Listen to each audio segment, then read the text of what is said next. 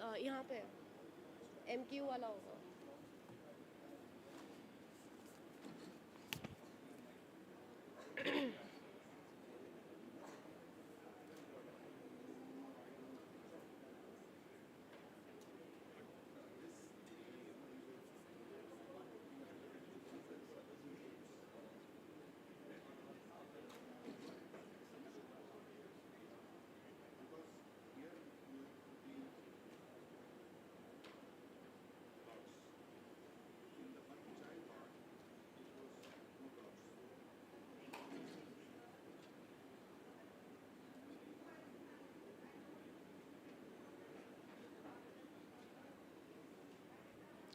Group Captain Atre, I would request you to please be seated on stage. The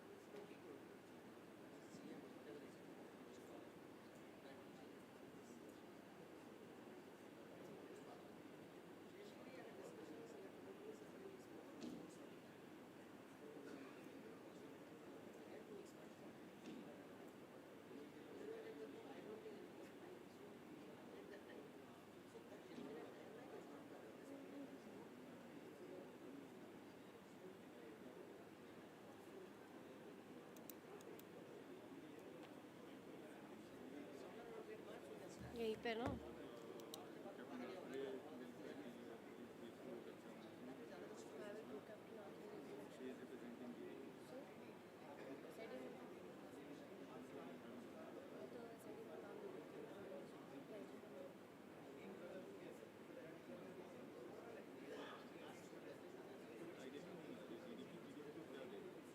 I would request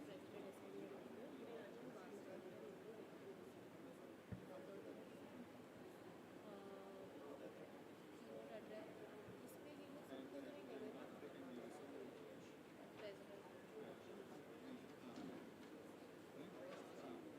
No, let RRM will give to everyone.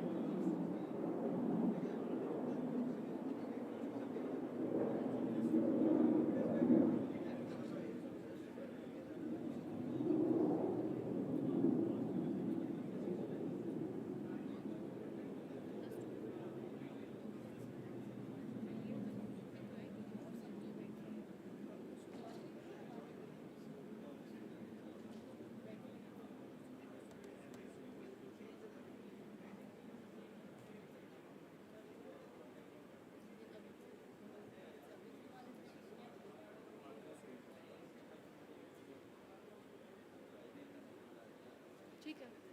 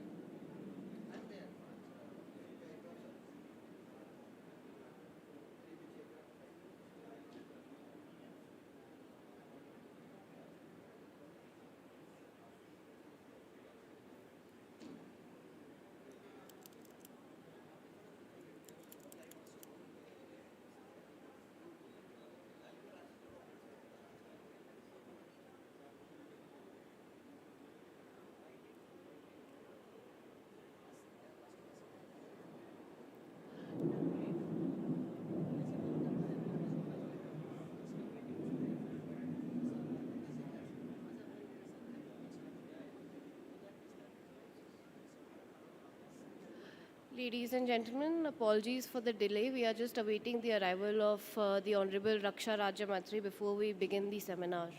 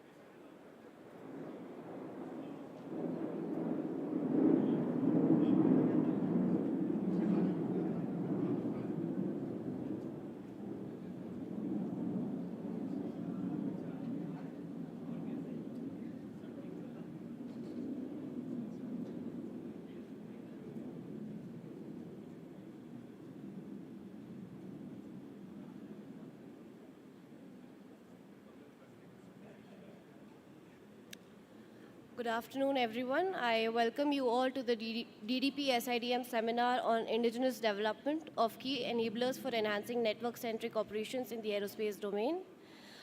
We thank the Honorable Raksha Rajya Mantri, Shri Ajay Bhatt ji, for gracing us with his presence for this seminar. To start the proceedings, I would invite Shri S.P. Shukla, President SIDM, to deliver the welcome address, please.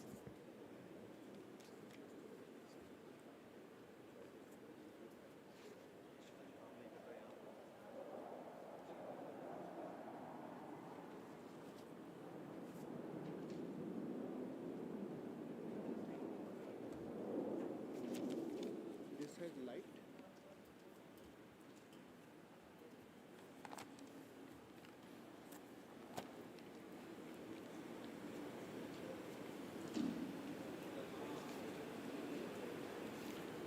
Good afternoon.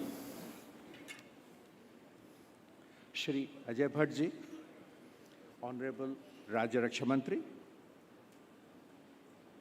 other dignitaries on the dais, serving and retired officers from the services, members of the industry.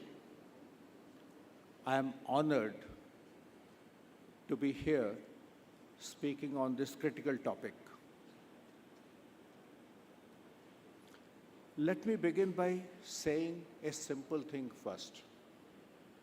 Very often,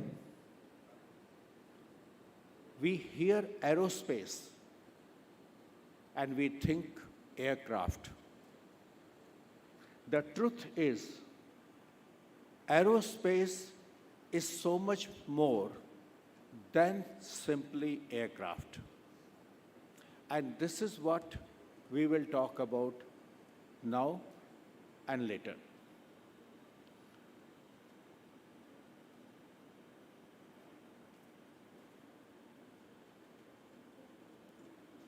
The seminar on Indigenous development of key enablers for enhancing network-centric operations in aerospace will cover areas which normally do not come to mind when you hear airspace for most of the people. Government has taken numerous actions to boost Atmanirbharta in defense production. And today, a number of equipment of our armed forces are being indigenized. There are multiple security challenges which India faces, both internal and external, territorial and in virtual domains, in military and in non-military domains. For our country to gain and maintain its rightful space in the world, we must be strong and secure. Our security requirements are unique as well as complex. Not only we have long land borders with several countries, we also have long coastline. We share our border with two nuclear powers. Nowhere in the world, three nuclear powers touch each other: India, Pakistan, and China. These are unique factors which make us vigilant. It is necessary for us to remain vigilant to secure the country's borders. When we talk about aerospace domain, we need to really understand that there are complex technological dimensions which make it possible to communicate, to analyze, to synthesize, and create alternatives for decision making in this domain. Building and maintaining strong, modern, well-equipped defense forces is not only about physical hardware, it is also about maintaining and developing capabilities in artificial intelligence and related software domains. Structure of our defense forces are becoming increasingly intertwined. We will have similar capabilities being utilized across the wings. They cut across the capabilities of the wings, and sharing of information becomes critical for effective action to be taken, either of preventive nature or of reactive nature when the situation demands so. This is where network-centric warfare capability assumes a very important role. The development and implementation of network-centric capabilities is going to become increasingly important part now in the third decade of this century and as we approach the midpoint of 21st century. We cannot have the mindset of 20th century when we had more focus on capabilities of only the physical hardware. Today,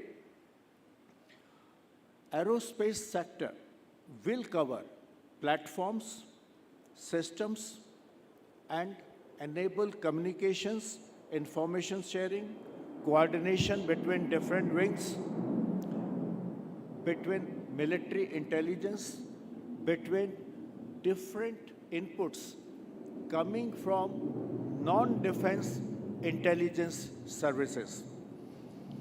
This can include not just having aircraft, but also satellites, but also unmanned vehicles, the sensors, the surveillance capabilities, which go beyond flying. And this is the point which I am trying to make.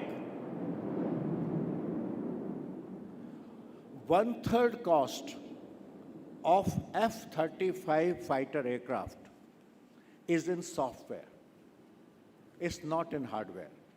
Remaining two-thirds is hardware, but one-third cost of a F-35 aircraft, which we hear roaring above us, is actually software.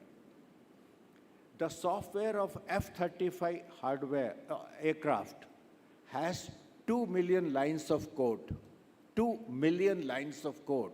And that is what makes it possible to have those capabilities which we talk about today.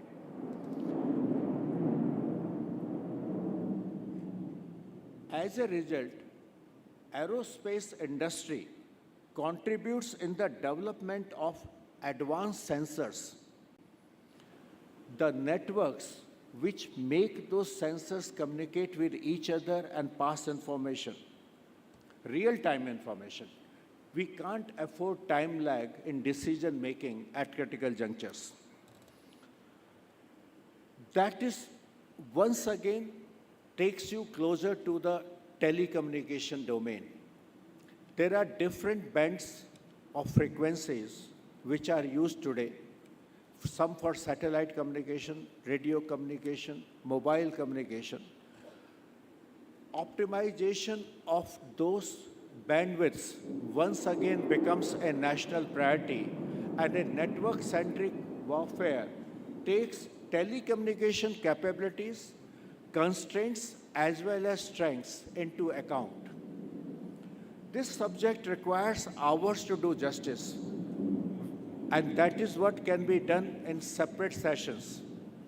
My objective today, in the welcome which I am extending to you, to highlight the domains which all need to come together for network-centric approach to be adopted in aerospace, and therefore I will not dwell further on this subject.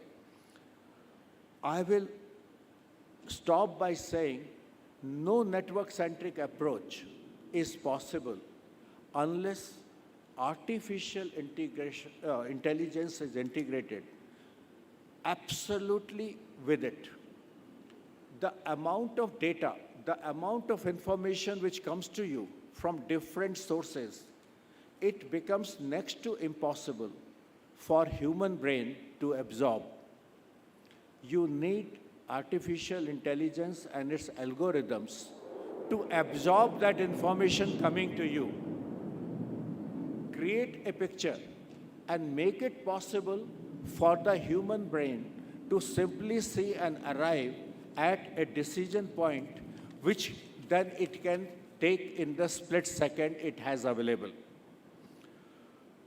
I am delighted that during the next session, we will have speakers from DRDO, services, and the industry to further elucidate these points as we go further on the subject. I conclude, as a president of SIDM, that we as an industry body remain committed and will fully support the government and the services in making India Atmanirbhar in defense production. Thank you and Jai Hind.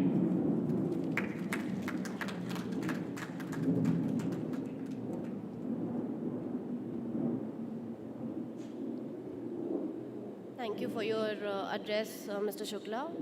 Now I would like to invite Dr. B.K. Das, Director General ECS DRDO, to deliver the keynote address, please.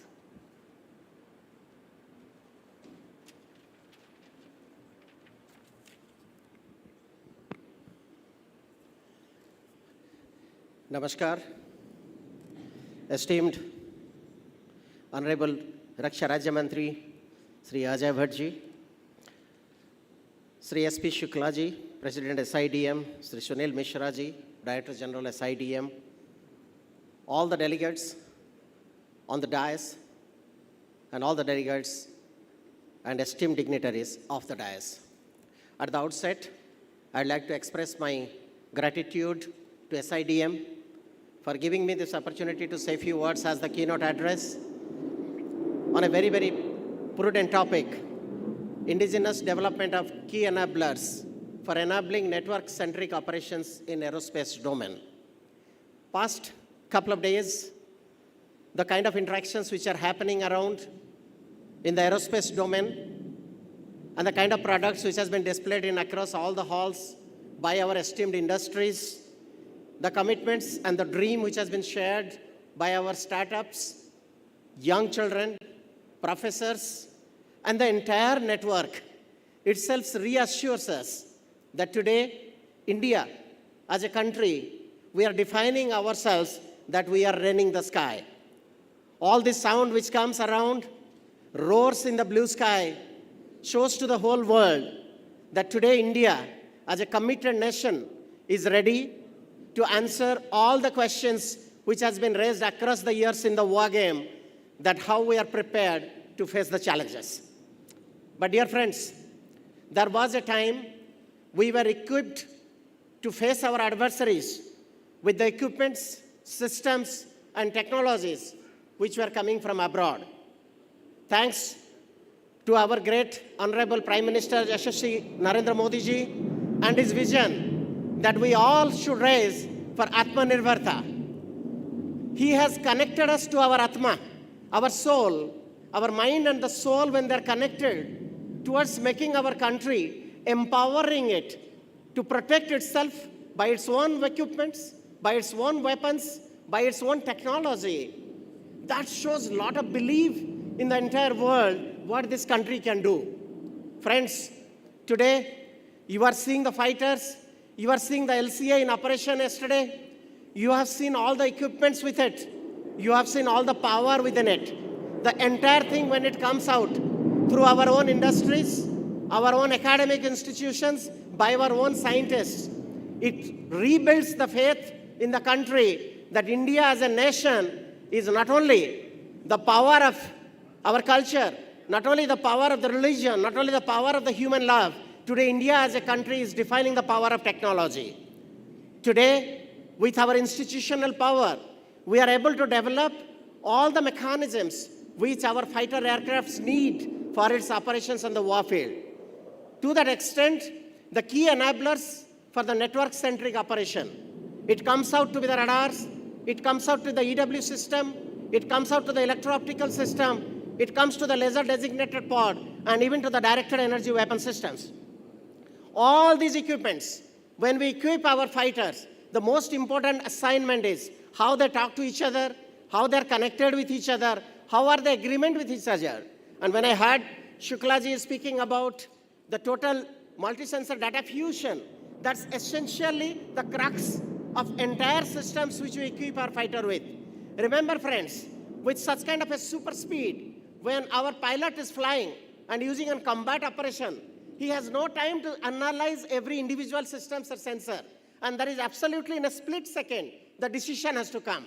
And when such thing of affair comes in, you have to serve on his platter the complete dish prepared as per the taste of him.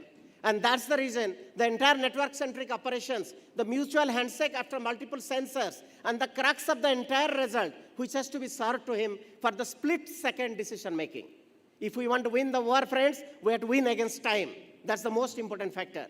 And if you have to win against time, everything has to be processed. There is no time in the brain to work for it. And that's the reason the entire network-centric operation with a huge bandwidth communication network, the reliable and the intelligent cognizant communication network, with the best of the processing being done by the next generation's technology and the systems, all put together if we can equip our pilot. That's the reason probably this topic, friends. And when we talk about indigenous development, this country, what power it does not have. If you look at the Ramayana and Mahabharata, the entire power under the Vedas, the entire power is inscribed. It is for us. Because like yesterday we said, if this is the country who has the Vedas, this is the country who have got the pi, and this is the country who has developed the next generation systems. So if the power is within you, friends, it is not to enlighten the Silicon Valley of United States, it is to enlighten our own countries. So मैं आगाज करता हूँ to all our youth power, all our industries, all our technical institutions, and all our academic institutions. Time has come, friends, all of us should be together, and together we win. We had a white revolution, we had a green revolution. Today we are at a technology revolution. And technology revolution, India will win. If together as India we are strong, We are together for our nationalistic attitude. And for that extent, all the startups are here. I met with multiple of them. I assure all of you, every single idea which comes from you, come forward to the desk. DRDO is there to enable you.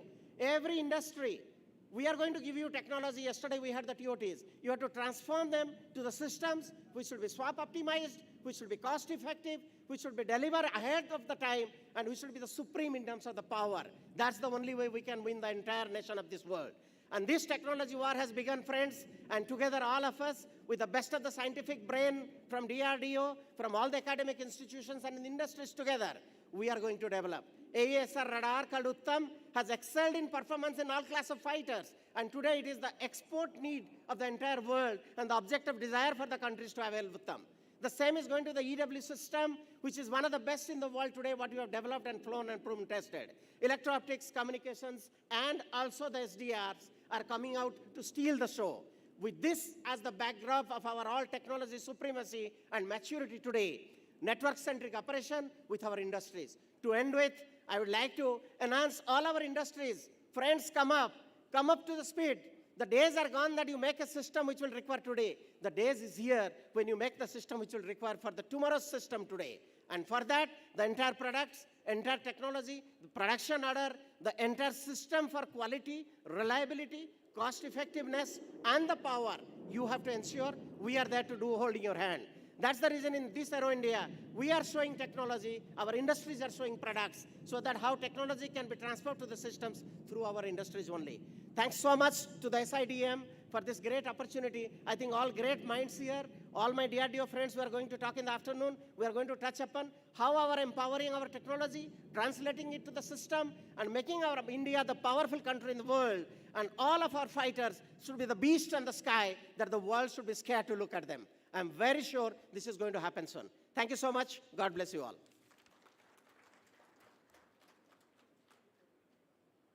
Thank you for your address, Dr. Das. अब मैं माननीय रक्षा राज्य मंत्री श्री अजय भट्ट से अनुरोध करूंगी कि वो इस सभा को संबोधित करें.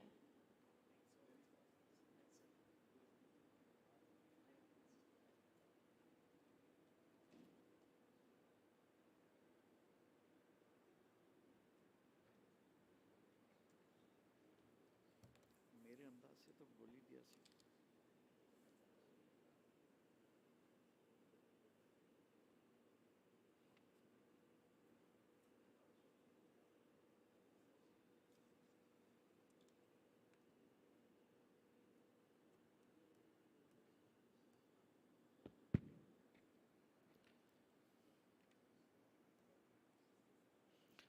SIDM के अध्यक्ष Shri SP Shukla ji, group captain RJ Atre ji, air vice marshal Rajeev Ranjan ji, Shri Arun Ramchandani ji, vice president LNT, और OR Prasad ji, DRDO,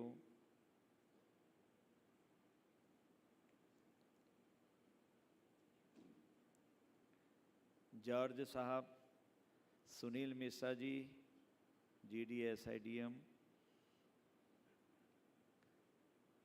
BK दास साहब. अभी पहले शुक्ला जी को और फिर दास साहब को मैंने सुना. बातें तो लगभग आ ही गई हैं.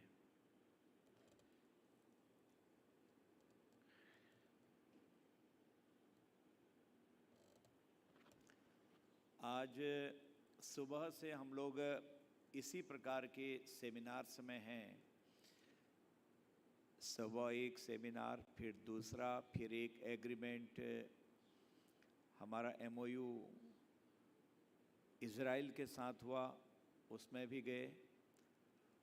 आज हम लोगों की तरफ पूरे विश्व की निगाहें हैं.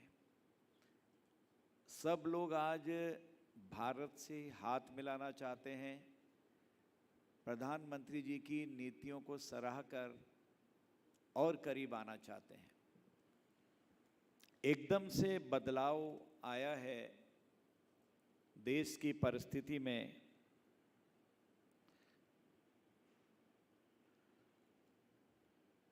अभी आज जो हम यहाँ पर बात कर रहे हैं, इसके बारे में एक से एक वैज्ञानिक और जानकार, इस क्षेत्र में काम करने वाली संस्थाएं और इस क्षेत्र में काम करने वाले विशेषज्ञ यहाँ पर बैठे हुए हैं। हम लोग सब मिलजुल के काम करते हैं। मैंने आज सुबह भी बोला, इसी का परिणाम है कि आज देश की स्थिति हर क्षेत्र में बदल गई है, चाहे ड्रोन के क्षेत्र में हो या हमारे कृषि के क्षेत्र में हो या हमारे वैज्ञानिक अन्य किस्म के हमारे फील्ड्स हैं उनमें हो, और तो और हमारी इकोनॉमिकल परिस्थितियां हों, वो भी धीरे धीरे हमारी बदल गई हैं। आज हम रक्षा के क्षेत्र में बजट खर्च करने वाले 3 देशों में से एक हैं, और रक्षा क्षेत्र में हम बहुत बड़ी मात्रा में बजट खर्च कर रहे हैं। जिस विषय पर आज हम बात कर रहे हैं, ये विषय बहुत विस्तृत है। शुक्ला जी ने और हमारे दूसरे मित्र हैं यहाँ पर बीके दास जी ने काफ़ी इस पर बोल दिया है। उस पर बोलने की मुझे आवश्यकता नहीं होगी, क्योंकि सभी लोग समझदार हैं। बहुत ज़्यादा रिपीट करने की स्थिति भी ठीक नहीं है। आपने पिछले 5 सालों में बहुत सारे प्रगतिशील सुधारों को इस क्षेत्र में देखा है।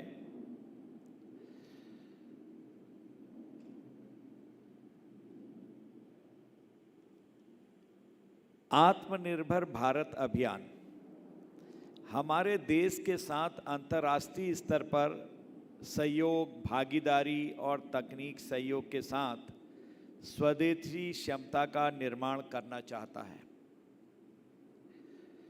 हमारा मुख्य उद्देश्य सशस्त्र बलों की आवश्यकताओं को पूरा करना, उन्हें अपने विरोधियों पर एक परिचालन बढ़त प्रदान करना है और साथ ही वैश्विक आपूर्ति श्रृंखलाओं के साथ टिकाऊ दीर्घकालिक संबंध बनाते हैं।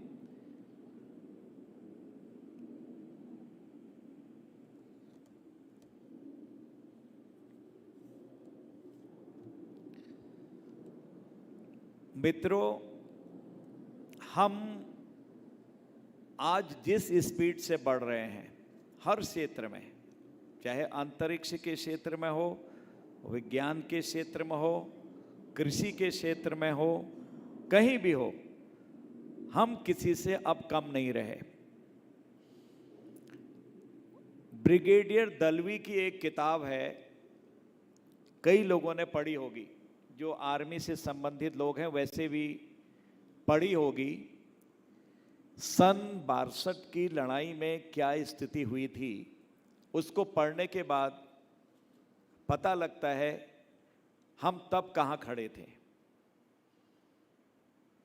और आज हमारी स्थिति क्या है। किसी की हिम्मत ऐसी नहीं है कि कोई आंख उठा के हमको देख सके। ये वैसे ही नहीं हुआ है। इसमें बहुत बड़ी मेहनत आपने की है, चाहे इधर बैठे हों चाहे इधर बैठे हों। बहुत बड़ा संघर्ष किया है। मैंने आज सुबह के भाषणों में भी कहा था, आपने जो स्पीच दी थी, कि पहले से सब चलता है, देखा जाएगा, जो हो रहा चलने दो, भगवान ही मालिक है, क्या करना है, अपना अपना विकेट बचाने पर सब लगे रहते थे। लेकिन आज जो सामूहिकता का भाव पैदा हो गया है सब में, जो बिल्कुल विशुद्ध अंतःकरण से आज हम काम करने लगे हैं, ये हमको आगे बढ़ा रहा है। इसने आज हमारी छाप बिल्कुल अलग कर दी है। मुझे कल से आज तक करीब 14 देशों के रक्षा मंत्रियों के साथ द्विपक्षीय वार्ता करने का मौका मिला, बाइलेटरल। और जो उद्गार मैंने उनके सुने और जिस तरह से मुझे तो लगता था कि पता नहीं क्या कहेंगे, मैं उसका हिंदी में ही बता रहा हूं जो उन्होंने उद्गार दिए कि सर आप बहुत आगे हो गए हैं, आज हमने आपका देखा स्पेस में आप कितने आगे बढ़ गए हैं, कैसे फाइटर आपके पास हैं, हमने आपका तेजस फाइटर भी देखा, हमने आपके हेलीकॉप्टर भी देखे, हम बहुत पीछे आपसे हैं, आपका सहयोग हमेशा हमको चाहिए। और मोदी जी ने बहुत सारे सहयोग हमको किए हैं, हम एहसानमंद हैं, हम बार बार आपके वहाँ आना चाहते हैं और आप हमारे वहाँ ज़रूर आइए। अपनी मिलिट्री एकेडमी में हम लोगों को, हमारे जवानों को वहाँ से आप तैयार कर रहे हैं, ये बहुत अच्छी बात है। तो इस तरह की शब्दावली से ये लग रहा था कि हम तो बहुत आगे बढ़ गए हैं। लगभग मैं समझता हूँ 98 कंट्रीज़ ने पार्टिसिपेट किया इसमें, 100 करीब मानिए लगभग। हर एक के विचार इसी तरह से आए। मैंने किसी के प्रतिनिधि आए थे, किसी के रक्षा मंत्री आए थे, किसी के राजदूत आए थे, तो मैंने लगभग खाते समय, डिनर में, कभी लंच में, कभी टहलते हुए बात करने की कोशिश करी। तब पता लग रहा था कि आज देश की साख हमारी कहाँ है, देश कितना ऊंचा हमारा आज उठ चुका है। आज कृषि के क्षेत्र में हम बहुत आगे बढ़ गए हैं। कृषि में कभी हम विदेशों पर आधारित थे, बाहर से मांग के लाते थे, गेहूं आयात करते थे। नई पीढ़ी को तो पता भी नहीं है। जो पुरानी पीढ़ी के लोग होंगे उन सबको पता है कैसी स्थितियां थी, लेकिन आज हम इस स्थिति में हैं कि हम बाहर को दे सकते हैं। इतना बड़ा पेंडेमिक आया, हम बैठ भी नहीं सकते थे यहाँ। ये तो ईश्वर का बहुत बड़ा हमारे ऊपर कृपा है उनकी कि हम पुनः उसी स्पीड से आगे बढ़ने लगे हैं। हमने अपनी आर्थिक स्थिति को संभाल लिया है। हमारा विदेशी मुद्रा का भंडार ठीक ठाक हालत में है, अपना स्वदेशी मुद्रा का भंडार ठीक ठाक हालात में है। अन्न जो पहले हम तड़पते थे, एक समय में बाहर से मंगाते थे, आज हमारे पास ठीक ठाक हमारी स्थिति है। हमने 80 करोड़ लोगों को, 3 लहर आई है जिसकी तीसरी चल रही है, उसमें लगातार 80 लगातार हम अनाज दे रहे हैं। और बगल में पड़ोस में आटे के लिए लड़ाई हो रही है, आप सब जानते हैं। आखिर कुछ तो बात है। इसी तरह से स्पेस में भी आज हम कहां से कहां पहुंच गए हैं। कितने अधिक हम लोग रात दिन एक होकर मेहनत करके देश को आगे बढ़ा रहे हैं। मैं बहुत कुछ आपसे इसमें नहीं कहते हुए इतना ही कहता हूं कि जो हमारे प्रधानमंत्री जी ने आत्मनिर्भर का मंत्र दिया, मैंने सुबह भी कहा था, कुछ लोग उसमें थे और इधर के लोग, हमारे मंच पर बैठे लोग भी थे, और आप में से कुछ लोग होंगे या नहीं भी होंगे, बहुत विद्वान और बहुत ही यहाँ पर एक से एक विशिष्टता के लोग यहाँ बैठे हैं, जैसा मुझे बताया गया। ये स्थिति क्यों आई? एक स्थिति ये होती है, परिवार में सब ठीक ठाक चला होता है, बेटा काम करना है, हाँ हाँ करेंगे पिताजी, एक बेटा इधर, एक बेटा इधर, एक इधर, एक इधर। धीरे धीरे धीरे जो घर की स्थिति ठीक होती वो भी कमजोर हो जाती है। अपने अपने तरीके से चलाते हैं, जब तक पैसा हुआ मौज मस्ती मारी। एक यह है, चाहे गरीब है, मजदूरी कर रहा है, ये सब पर लागू होता है एडमिनिस्ट्रेशन, अनुशासन। माता पिता सुबह जा रहे हैं, चाहे मजदूरी करने जा रहे हैं, बेटे को जानते नहीं हैं, कहते हैं बेटा पढ़ना, पढ़ो, माँ उठा देती है सुबह समय पर। शाम को पिता आते हैं, चाहे लेबरी करके आ रहे हों, कुछ भी नहीं जानते हों, कहते हैं पढ़ा बेटा, आज क्या पढ़ाया, पढ़ो पढ़ो, जानते कुछ नहीं है। लेकिन वो एक संस्कार दे रहे हैं, एक भाव दे रहे होते हैं परिवार को, एक दिशा दे रहे होते हैं। और उसी में से आपने देखा होगा, रिक्शा चलाने वाले का बेटा आईएएस बन गया, उदाहरण है, आज कमिश्नर है। रिक्शा चलाने वाले के बेटे ने हल्द्वानी नामक जगह से सीडीएस का इस साल टॉप कर दिया, इसके भी उदाहरण है। तो ये स्थिति क्यों आई? जो अंतर स्तर में सबका हृदय है, जो चाहता था, हम लोगों में आत्मनिर्भरता की भावना थी, देश प्रेम की भावना थी, उसको आगे खींचने वाला नहीं मिल रहा था कोई, कि कोई ठीक लीडरशिप करके ले जाए। क्योंकि मैं समझता हूं कि हर ऑर्गेनाइजेशन में एक लीडरशिप होती है। आर्मी में भी हम लीडर कहते हैं, कहीं पर लीडरशिप होती है, कैसे ले जाएंगे। ऑर्गेनाइजेशन कोई भी हो, कोई उद्योग हो, परिवार हो, आप छोटी दुकान हो, बड़ी दुकान हो, बड़ा प्रतिष्ठान हो, विद्यालय हो, हमारे कोई इंस्टीट्यूट हो, अगर मैनेजमेंट ठीक है, मैनेजर ने ठीक काम कर लिया, तो समझिए बेड़ा पार है। तो मुझे ये लगता है, इतनी स्टडी के बाद मोदी जी के नेतृत्व में जो लीडरशिप थी, उस पर विश्वास हो गया पूरे देश को, नहीं ये ठीक डायरेक्शन में जा रहे, ठीक कह रहे हैं।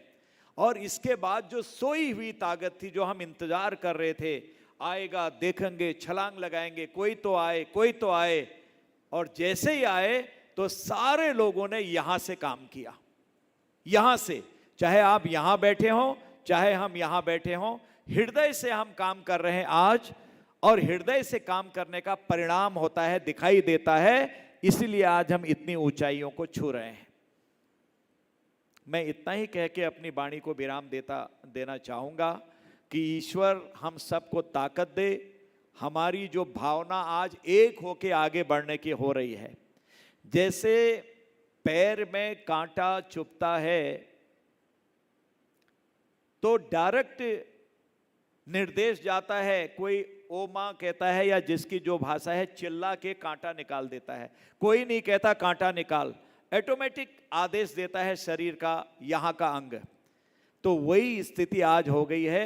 समाज अगर कहीं पर भी कमजोर दिखाई देता है, आज ऐसे लोगों के हाथ में देश का नेतृत्व है, चाहे वैज्ञानिक हों, चाहे हमारे एरोस्पेस में काम करने वाले लोग हों, या अन्य क्षेत्रों में काम करने वाले लोग हों, चाहे सेना में काम कर रहे हों, पुलिस में काम कर रहे हों, हमारे औद्योगिक घरानों के लोग हों, तो सबको आज मिलजुल के जो हम यहाँ काम कर रहे हैं, उनको विश्वास है कि अगर कहीं पर भी कोई गलत भी होगा, हमारा डायरेक्शन सही है तो हमको संभालने वाला कोई बैठा है। इसलिए आज हम एक दिशा में काम होके बढ़ रहे हैं, इसीलिए आज देश इतनी उन्नति पर जा रहा है, बहुत आगे हम आज बढ़ रहे हैं। मैं सभी महानुभाव जितने यहाँ बैठे हैं, यहाँ और यहाँ, आपका अपने डिफेंस की तरफ से, अपने मंत्रालय की तरफ से, भारत सरकार की तरफ से स्वागत करता हूं कि आपके प्रयास देश को ऊंचाइयों पर ले जा रहे हैं। निश्चित हम इससे और आगे बढ़ने वाले हैं। जिन्होंने हमको एक किस्म से, मैं कहता हूं, दास बनाया, दास नहीं तो जिन्होंने हमारे ऊपर शासन किया, दासी लगाइए, पीटते थे, मारते थे और बुरी तरह से माताओं बहनों की बेइज्जती करते थे, वो अंग्रेज जो कहते थे भारत को आज़ादी नहीं मिलना चाहिए, ये कुछ नहीं है, ये लोग खत्म कर डालेंगे, इकोनॉमिकली चौपट हो जाएंगे। उनके एक प्रधानमंत्री, मैं कोट नहीं कर रहा हूं, उनका अभी वीडियो भी जारी हुआ था, टेलीविजन पर भी आया था। लेकिन हम 10वें नंबर की आर्थिक स्थिति पर थे, हम शक्ति थे 10वें नंबर की, उछल के 5वें पर आ गए। वो 5वें पर थे, उसको पीछे धकेल दिया। कोई तो बात होगी, कोई तो कारण होगा, अकेले तो कोई नहीं कर सकता है। एक ने डोर खींची और सब ने उस पर अपना अपना बल लगाया। जैसे हम पुराने जमाने में हम देखते, दूर दराज के पहाड़ी क्षेत्रों में काम करते थे, हम छोटे बच्चे थे, जोर लगा के हई सा कहा तो बड़े बड़े चीजों को उठा के यूं फेंक देते थे मजदूर। तो वो आज हम जो देश के वेलफेयर करने वाले लोग हैं, देश को बनाने वाले लोग हैं, देश के स्तंभ हैं, चाहे छोटा हो चाहे बड़ा हो, वो जो जहां है वहां आज उसको एक अंदर से जागृत हो गया, उसका जो सोया हुआ सम्मान था कि हम सब एक हैं, आगे बढ़ो, सब कुछ करना है। पहले से हम कहीं संतरा खाते थे, सट फेंक दिया, आज देखा तो याद आ जाती, नहीं यार इसे बाहर नहीं डालना है। ये संस्कार है। इसलिए मित्रों, और मुझसे जो उम्र में बड़े लोग काफ़ी इसमें दिखाई दे रहे हैं, कुछ लोग, सभी बड़े भाई और हम उम्र हमारे भाई, हमारी बहनें, मैं प्रभु से प्रार्थना करता हूं कि हमारी जो आज रेस चल रही है, ये रेस में कभी कमी न करें और हम इसी मजबूती से आगे बढ़ें। और जिस शिखर पर हम कई 100 साल पहले, 1000 साल पहले थे, उस शिखर के पहुंचने पर थोड़ी दूरी है और वहां हम पहुंचें। आज जिस किस्म से देश आगे बढ़ रहा है, निश्चय हमारी पीढ़ी दर पीढ़ी इसी तरह की विकास की रफ्तार बढ़ती रहे। इन्हीं अपेक्षाओं के साथ अपनी वाणी को विराम देता हूं। बहुत बहुत धन्यवाद। भारत माता की, और आपके इस सेमिनार के सफलता की हृदय से कामना करता हूं।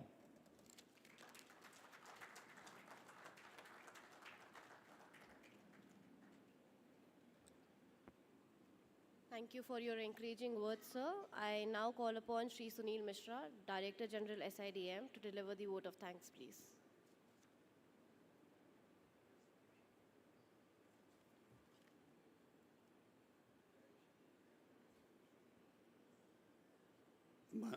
माननीय राज्य रक्षा मंत्री जी, आदरणीय श्री अजय भट्ट जी, मंच पर आसीन गणमान्य वक्तागण, नमस्कार। सर्वप्रथम तो मैं आप सब लोगों को यहाँ पर इस डीडीपी और एसआईडीएम के सेमिनार में आने के लिए धन्यवाद ज्ञापित करता हूँ और माननीय राज्य रक्षा मंत्री जी से अपने व्यस्त कार्यक्रम से समय निकालने के लिए और हम लोगों को अपनी बात से प्रोत्साहित करने के लिए व्यक्तिगत और एसआईडीएम दोनों तरफ से धन्यवाद करता हूँ। माननीय मंत्री जी, जो आपने पिछले कुछ दिनों का अनुभव बताया कि 14 देशों के रक्षा मंत्रियों से आपकी वार्तालाप, और उसी से मिलता जुलता कुछ हम लोगों का भी अनुभव है। जिस तरह से पूरा विश्व आज भारतीय उद्योग को देख रहा है, उससे मुझको अपने और उद्योग के लिए जो आत्मसम्मान की अनुभूति होती है, अगर मैं इसको कंपेयर करूं आज से कुछ साल पहले से, कुछ साल पहले हम लोग विदेश जाते थे बिजनेस करने के लिए, एक डब्बा विजिटिंग कार्ड ले जाते थे और उसमें से आधे वापस आ जाते थे विजिटिंग कार्ड्स। किसी को हमारे विजिटिंग कार्ड लेने में बहुत इंटरेस्ट नहीं रहता था।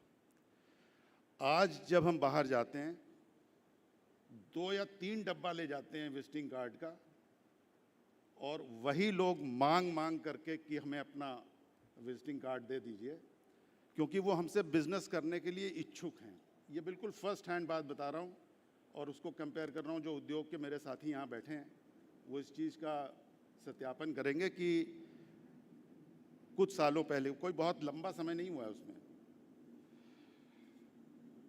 और उद्योग की तरफ से मैं पूरी तरह से आश्वस्त करना चाहता हूँ कि जो दिशा, गति और नियत सरकार ने इन नीतियों को बनाने के लिए, नीतियों में आमूलचूल परिवर्तन आया है पिछले कुछ सालों में, उस आमूलचूल परिवर्तन को उद्योग और भारतीय उद्योग जो रक्षा क्षेत्र से जुड़ा हुआ है, वो इस नई अपॉर्चुनिटी को बिल्कुल नहीं छोड़ेगा।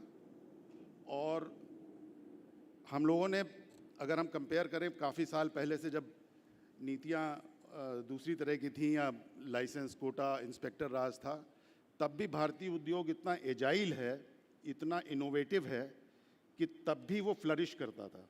आज चूँकि वातावरण इतना अच्छा बन रहा है, मुझे पूरा विश्वास है कि भारतीय रक्षा उद्योग बहुत फलेगा और बहुत फूलेगा। इसमें एक दूसरी चीज़ जो जब आप कोटा आए थे, अभी कुछ दिनों पहले हम लोगों ने एक कार्यक्रम किया था, उसमें भी ये बात उठी थी कि जो इस देश का सेरिब्रल एसेट है, हमारे जो यंगस्टर्स हैं, वो विदेश जाते हैं और माइक्रोसॉफ्ट और नासा जैसी जगहों पे जा कर के एक्सेल करते हैं। जितना इनोवेशन विश्व में हो रहा है, उसमें बहुत बड़ी भागीदारी हिंदुस्तानी दिमाग की है।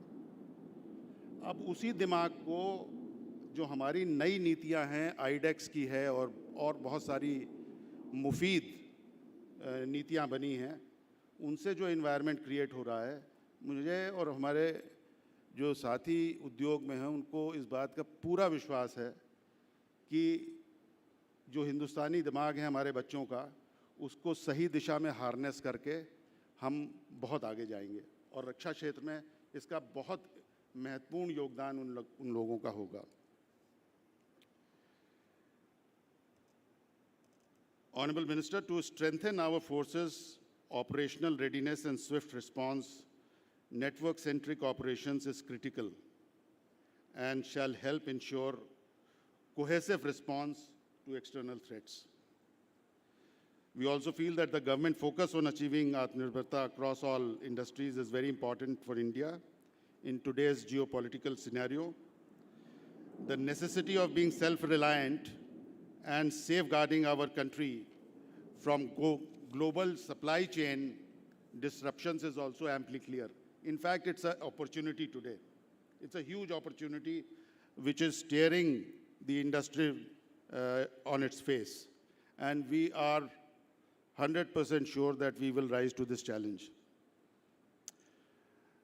SIDM, as the country's only industry body for aerospace and defense, looks forward to supporting the indigenous development of technologies related to the NCO domain.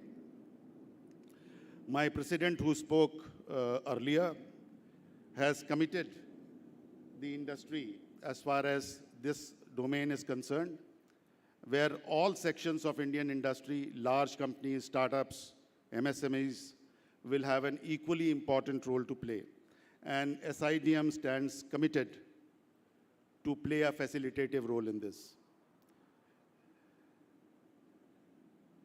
This seminar of today's is obviously a great starting point for creating a roadmap for future. And we thank the Department of Defense Production for partnering with us at Aero India 23.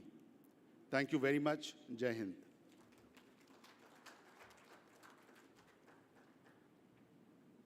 Thank you sir. अब मैं Shri SP Shukla president SIDM से request करूंगी कि वो एक token of appreciation Shri Ajay Bhatt को present करें please.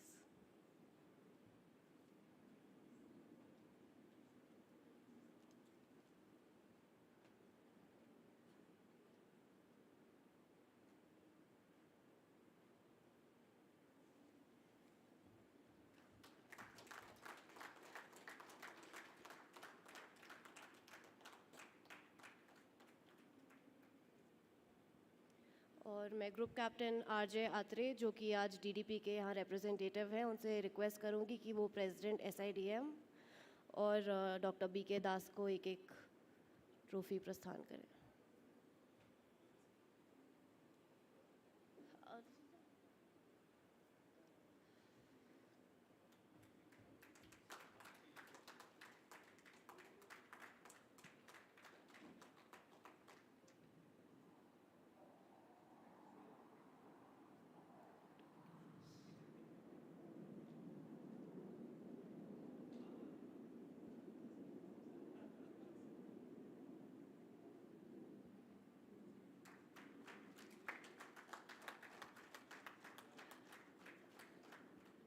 May I please request everyone to get together for a group photograph, please?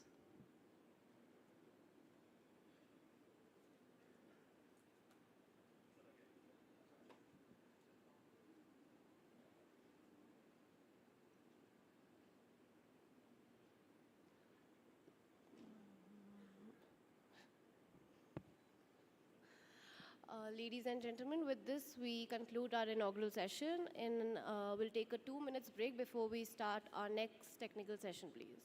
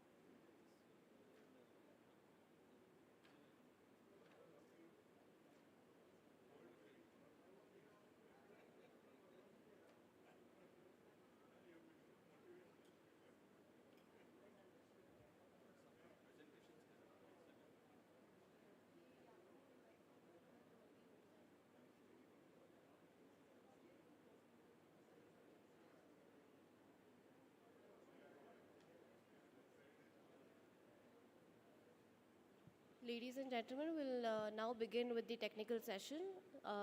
The session will be moderated by Group Captain R.J. Atre, who is the Deputy Planning Officer for Electronic Systems from the Department of Defense Production, Ministry of Defense. So may I please invite you to take over.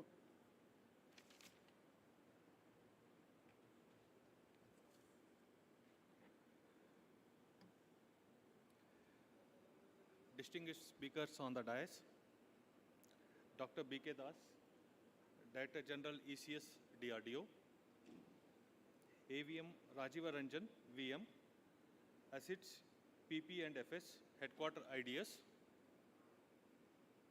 Mr. Arun Ramchandani, Executive Vice President and Head, L&T Defense, Dr. NNSS R.K. Prasad, Outstanding Scientist H, Project Director, LCA Mark I, Alpha A,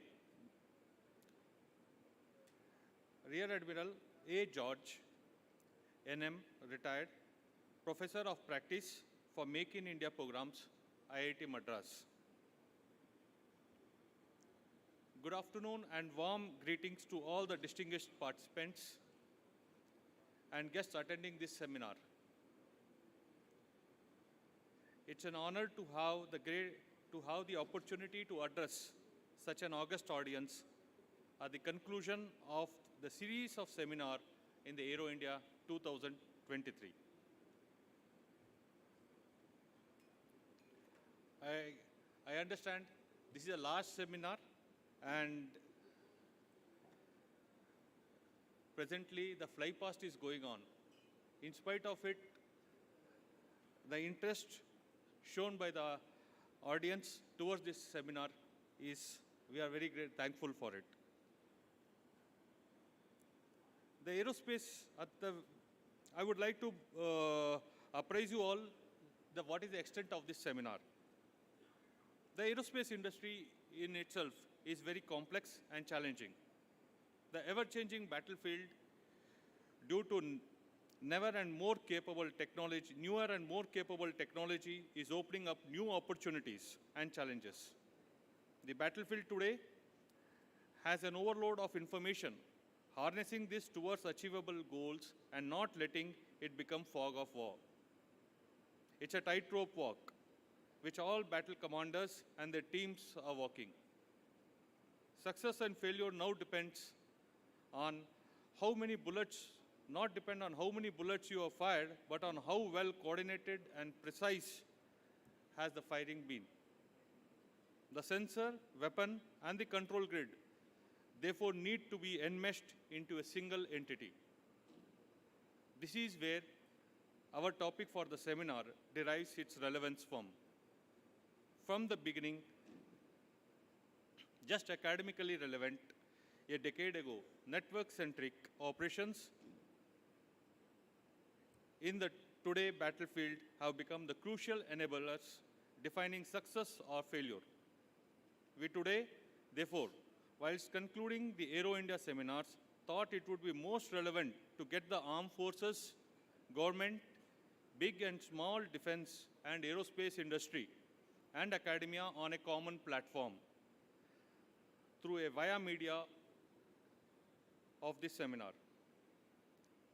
To start the proceedings, may I now request AVM Rajiva Ranjan, VM, ACIDS, PP and FS, Headquarter IDS, to cover the user expectation for key enablers of NCO in the aerospace domain.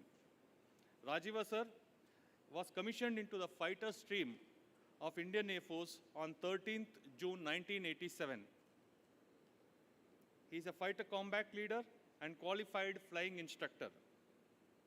He is an alumnus of National Defense Academy, Kadakwasla, Defense Services Staff College, Wellington, and National Defense College, New Delhi.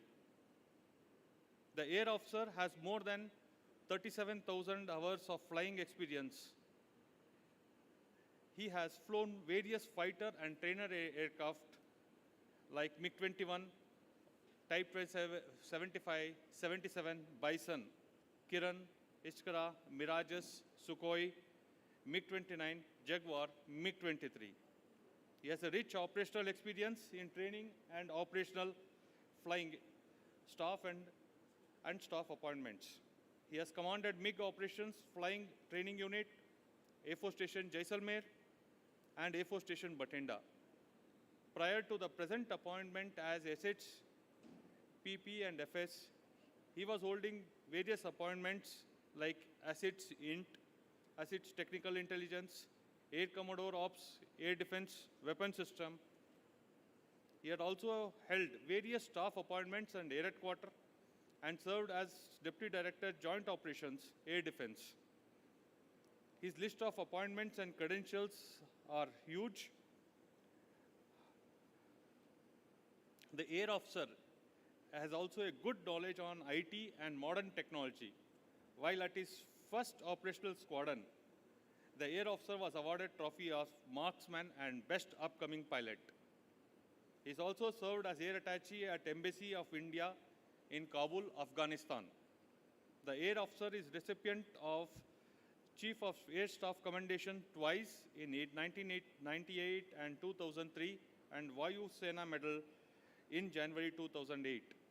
He has been appointed as Commodore Commandant of HOTS Alpha Squadron since 18th July 18.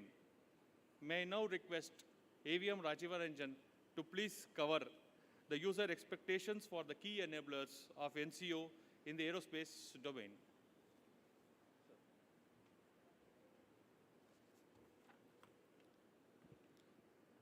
Thank you for kind words. Moderator, fellow panelists, ladies and gentlemen, namaskar. SIDM and DDP, thank you for giving me this opportunity to speak to you all on the users' expectations for the key enabler for network-centric warfare in aerospace domain. Know the enemy, know yourself is the key requirement for victory in the war. In the olden time, this was done by spies and the network of the spies. And the input is to be given to their leaders, be it Prime Minister or Senapati or even the king, who is to synthesize all the information and take the action as per what is required. But however, with the advent of machines, all this task is gradually being transferred to the machine to do that. And today, for the air battle, it is called as Battle of Nodes, where the entire campaign is carried out on the machine by air campaign managers. And largely, that is transiting towards greater autonomy. So today, I shall broadly cover the user's perspective and some of the key indicators for the industry which would help us to travel towards Atmanirbharta in a much organized manner. Firstly, I'll just cover what are the global threat and the technology trend. With the ushering of fourth industrial revolution, the character of the threat and the war has changed. There has been fusion in the physical, digital, and the biological domain. As a result of that, warfare is becoming more gray, also more lethal, more faster, and autonomy is coming in, along with the networking and precision weapon. So technology curve is changing very rapidly. It's shifting in favor of defensive forces and informationally superior force. After the initial edge during the battle, which is generally with the first mover, that is aggressor, you will find as the battle progresses, with the matching technology, defender starts to bring a parity in the battlefield. Generally, you will find, and what we see right now currently in Russia and Ukraine war, some kind of parity developing, wherein at times battle is seen as if it was being fought during World War I and World War II. But however, still there is one element which continues to dominate and change rapidly. That is information domain, which with the advent of digital domain, AI, machine learning, big data, and NLPs. So through the software and quick programming, which is readily prevalent in the civilian domain, still a force which can retain the edge in the information domain dominates the battlefield. Now coming to a little bit on the NCO. As I covered, with the fusion of all the three domains of physical, digital, and biological, the entire battlefield is getting networked. With the networking, you find that information is becoming a key word. And with the information technology, which is enabled by computational technology, networking, communication, even the geographically dispersed force, which is having good knowledge, is able to prevail better. And in the Indian Armed Forces, we had the networking coming in way back in early 1990s and 2000. One of the first of the network, though it was in the logistical domain in the Air Force, but soon this was adopted in the operational domain with advent of ISCCS. And believe me, ISCCS is one of the most potent network what we have in the globe. In fact, US Army is trying to replicate something like that. The PDC was 2018, slipped to 2021, and now to 2023. So we are employing network to network the entire team to share the awareness from one element to the another element, to the leaders, to the soldiers, so that the decision making and the action becomes faster. And it is all about OODA loop, which is observe, orientate, decide, and act. With the advent of fifth generation aircraft, American coined the word called as OODA 2, in which they fuse, observe, orientate, and decide using the AI. And that is the birth of F-35. Right. So therefore, in the network domain, you have two kinds of actions. One is defensive, another is offensive. In the offensive action, the military tries to poison the information network of the adversary so that the decision making and the behavior of adversary is altered in favor of the defender.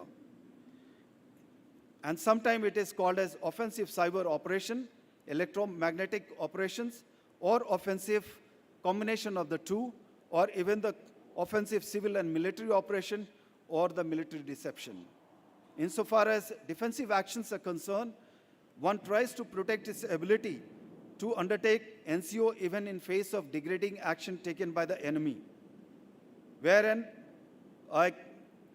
we prepare the soldiers as well as the leader to take the right decision even if the information is poisoned, or manipulated, or denied, or destroyed, or compromised. As a result of that, NCO would generate an increased combat power for any force which adopt NCO in a much better way.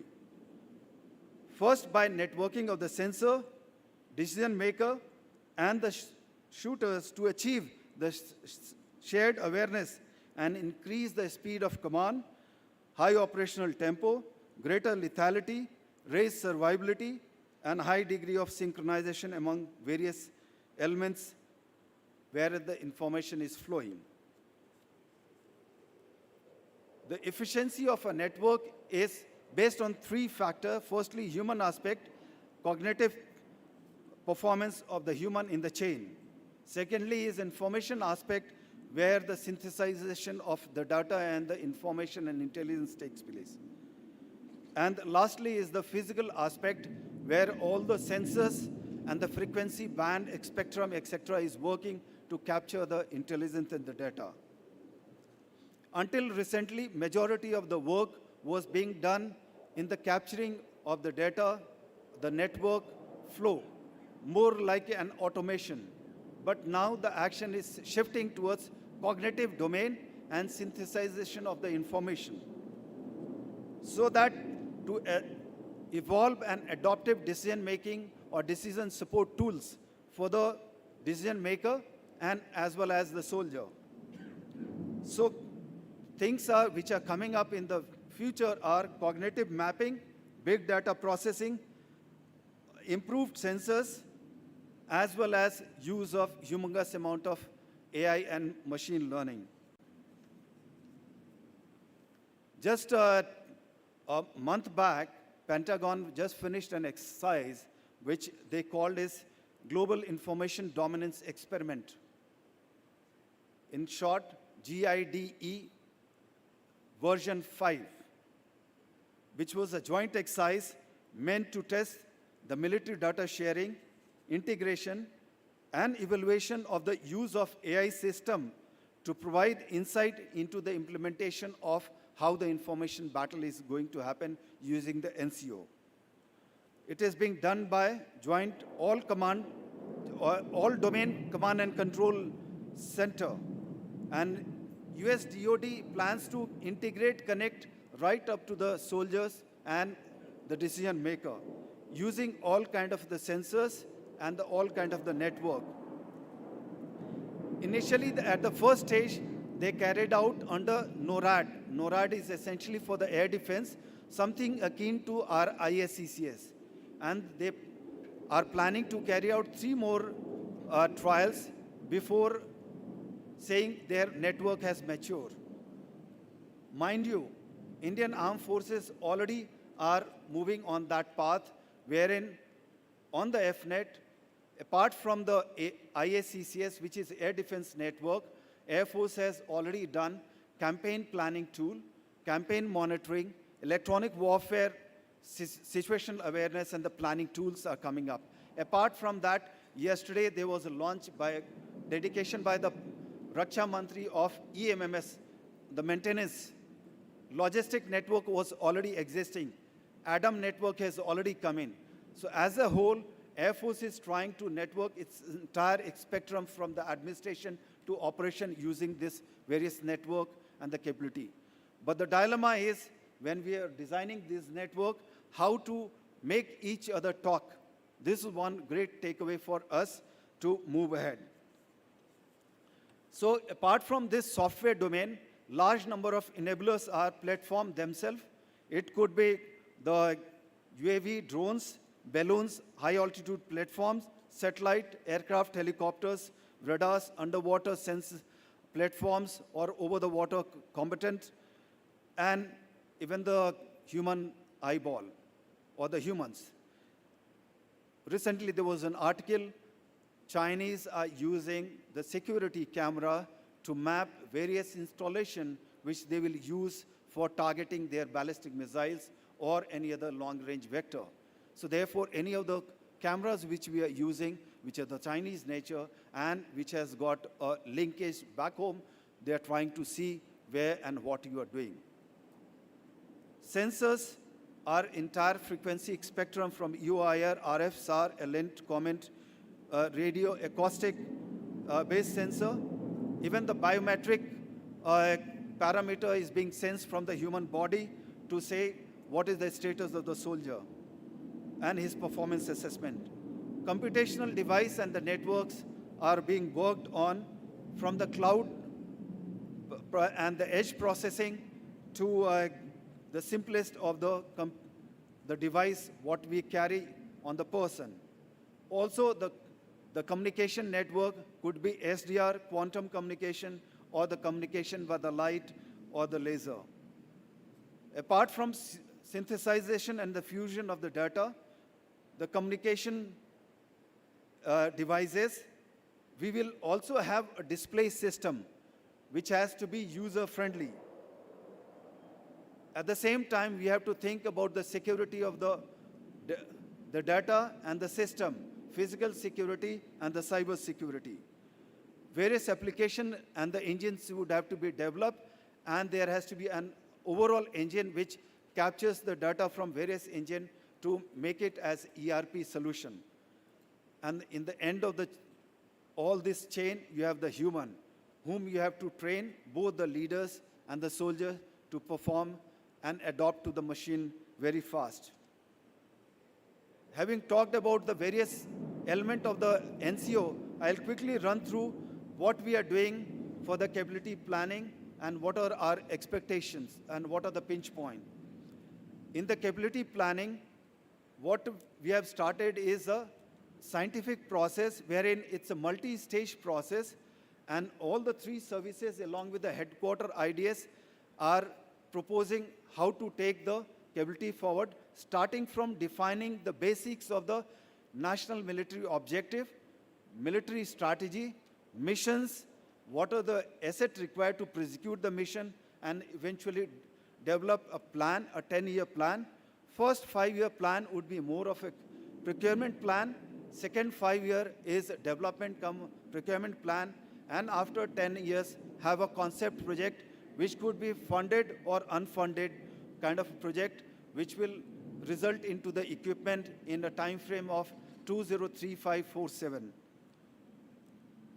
Also, in this, we are trying to divide into capability partition and the domain matrix so that identification of the capability which are required is done in a diligent manner.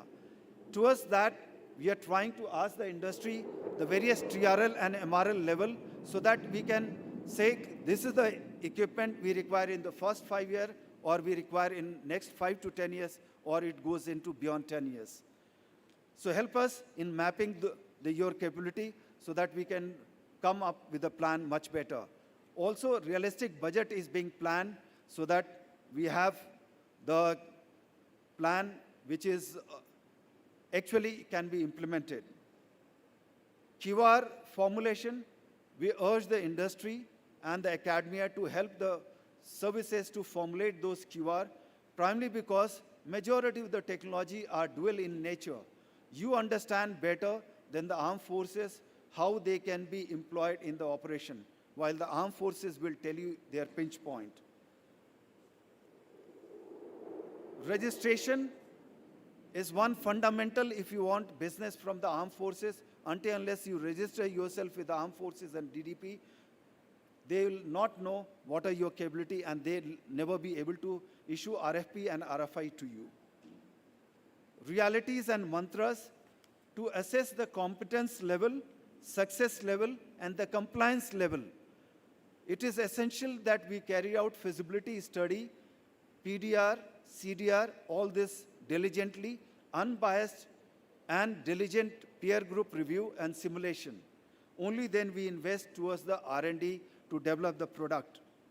Standards and the quality, there are large number of standards and the quality available in the world. Please adopt those.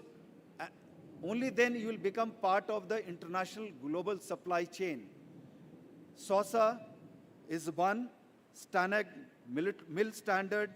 Thereafter, you have modular open RF architecture, MORA, or CMOSS, so that we avoid the vendor lock-in and we go in the much better way. Supply chain diversification and the talent retention is another aspect we want to highlight. Only then you will come up with a good product. In the end, having seen the way we are moving ahead and the lesson learned from the recent war, we understand that NCO would be the one which will keep us ahead of the Chinese or the Pakistani. Even at times, if the kinetic equipment may not be matching. So the NCO equipment largely has been mastered by our private industry because they are largely the dual in nature. So converting those into a potent NCO for the armed forces won't be very difficult, and it can be achieved very fast, very swiftly. So therefore, my humble request is come along with the armed forces. We work together in a collaborative manner, and we take the armed forces so that we fight the next battle using the indigenous technology, indigenous doctrine, and indigenous skill set. Thank you. Jai Hind.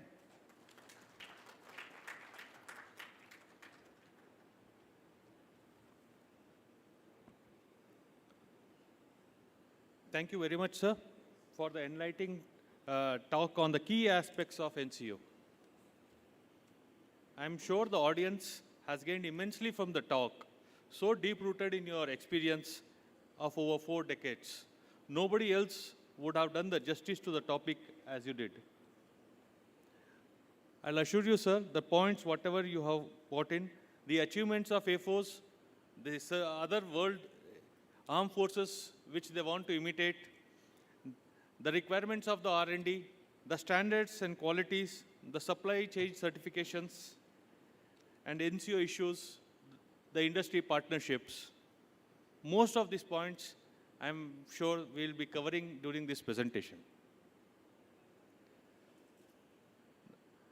Now is the time to set the, you have set the standards very high. Now may I request Dr. B.K. Das, Director General ECS DRDO, to share his view on NCO. So let me introduce Dr. B.K. Das. Sir is currently serving as Director General Electronics and Communication System. Prior to this, he was Director of 3 labs, IRD Dehradun, DEAL Dehradun, and ITR range Chandipur for 7 years. He was the integral part of missile program for 33 years. He was instrumental in setting up best and busiest test range in the world today. He has transformed the test range technology for the country to have entire capability of indigenous test systems. He has varied experience in multi-tracking systems along with other process and system software, creating automated system for mission management. In IRD, under his dynamic leadership of 21 state-of-art products could be realized in the year 2021. He has created various infrastructure and state-of-art test facilities for electro-optical system. He spearheaded a number of projects of national importance in IRD and DEAL. His achievements are huge. Just to name a few, he is 4-time recipient of Best Presenter in the world, twice in USA, once in Australia and Singapore. I think I'll request you to stop there. I'll continue so that we save some time. Right, sir. Over to Dr. Das. You can load the presentation. Thank you so much. My apology, others have to interpret in between. Due regards to my award list, I thought it will be too much to consume here. Thank God and whatever awards I have got because of the good wishes of all of you and blessings of God. Coming to the topic straight, first is time is very less. We are encroaching into the lunch hour. It is very hard for a speaker to speak and the listeners to listen. But at the same time given is 10 minutes. I have already spoken something on my keynote address. So I'd like to cut down those times and try to finish in much less than 10 minutes so that my other speakers will get a chance. All my 4 technology leaders are here. They are going to speak on their respective topics. Can I request somebody to load the presentation? This is here. How do I do it? This one? Okay. Thank you. Now, it's such a wonderful presentation about what is expected out of us. What I suggest to go forward, I'll give you a very brief background of what the war is today. Today's war is gone to what we saw in World War I and World War II. Today, it is about the non-contact war. You know that. And we are talking about the cyber war. Every day in and day out, what is happening? We talk about the extended duration war, which we are seeing it between the Ukraine and Russia. We are talking about the technology war. What America has done, what Japan has done, and what India has done. We are talking about the indirect competitive war. What is this game of indirect competitive war? I develop a technology, till such time I have the technology, I will find that America has that, so he will charge me heavy, he will put the MTCR, he will not give me the technology. The moment I develop the technology, then the technology becomes open from America or Russia or for whatsoever it is, cost becomes slashed down and it is accessible to us. That's the kind of indirect competitive war we are working on. Silicon war is the next war, wherein the chip of silicon, you all have seen it during the latest conditions of the pandemic, how the chips were not available and all our production cycle has gone choked. I think L&T chief is here, he will address more on that. And the end one is the self-actuation war. This is the most important war which I want to talk about, friends. We will accept a product if we win over our heart. And if we accept a product, if the passion is there to drive, which I just now spoke on the keynote address. So that war, the war of the mind against the heart, war of the prescience against the brain, and the war of the passion against the nationalistic feeling is what gives us winning against this war. So this set of wars are going to define our systems, which we are going to win. Going quickly to my clusters, we have got electro-optics, laser systems, direct energy weapons, EW systems, radar systems, communication systems, cognitive technology, high-power microwave systems, and combat aircraft integration systems. This is the spectrum what the ECS cluster does about to answer to what our services AVM has spoken, that how are we going to give him the solutions. Quickly go to the cutting-edge technologies for the modernizations. As you know, the aircraft which is flying on the sky, we talk about the LCA, a number of sensors which LCA wants. It's talking about the multi-sensor data fusion of all the sensors. We talk about radars, we talk about EW systems, we talk about the infrared search and track systems and the phenomenal. Unless we do all this together, even if we make the best fighter aircraft with best of its agility, its power will not come unless the sensors are going to give the best of the systems to our fighter pilots. So that's the reason we talk about the, very briefly I will talk about the radars, talk about Uttam especially, the hawk in the sky with the agility in its beamforming, with the multiple radar modes, whether the air-to-air, whether air-to-ground, whether all kind of approaches, with the best of the technology, with the best of the software which has been developed by my lab called LRD, I think the director LRD is going to touch upon further on that, and with all combat application as a suite to get the detection capability much before, tune your software and have the attack ability is the Uttam is going to be. I think last 2 days I'm answering to all the foreign nations who are coming forward. They all want this technology to go forward too. We have every reason to be proud of making such radar, which is second to none in the world today, so far as the fighter aircraft are concerned. If we talk about the glimpse of the radar technology, many of them we have done as a backdrop of LRDE, and today I think they are going to touch upon how we have got these technologies. A number of radars on the pipeline, all the kind of fighters which we are having it, apart from our own, if we talk about Su-30, if we talk about MiG-29, everywhere the world, Russians are all imported radars are being replaced with what Uttam is about today. If we talk about the EW system, I think ma'am is here, she is going to talk much more about it. Over the years, we have redefined our boundaries, and today India is one of the leading technologies supreme so far as the electronic warfare systems are concerned for all our kind of fighter aircraft. The technology map has gone just like that. Today, we are not redefining what is the best. We are the best because we have abreast with the technology, right from TWT, all up to the plank and the tile best, up to the panel best system is what the lab has matured, and all our fighter aircraft are going to be equipped with our own technology soon.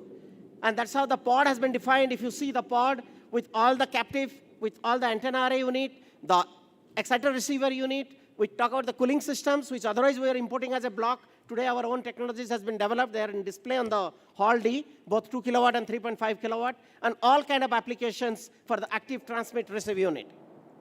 This is the growth which has happened from 1996 to 2021-22. If you see, so far as the pod is concerned, today we are going to be one of the best in the world. UAV Tapas, which has blown the sky, and you have shown all the kind of the live feed which has come for the entire inaugural program. You all have seen yesterday the number of press channels I was addressing, number of countries I was addressing that have such a wonderful live feed network from the flying platform back to the ground with the best of the bandwidth and the agility and the quality of the video. We are able to bring it down. That's the capability of this lab. Software-defined radio. So far as the MH-60R of SDR Air is concerned, we have matured in technology, flown, and established what we are. I think detail will be touched upon by the director. And we are going ahead up to Shen by upgrading our darn-near midlife upgrade with such kind of software-defined radio. Coming to the last one, the electro-optics payload. IRD is again the lab.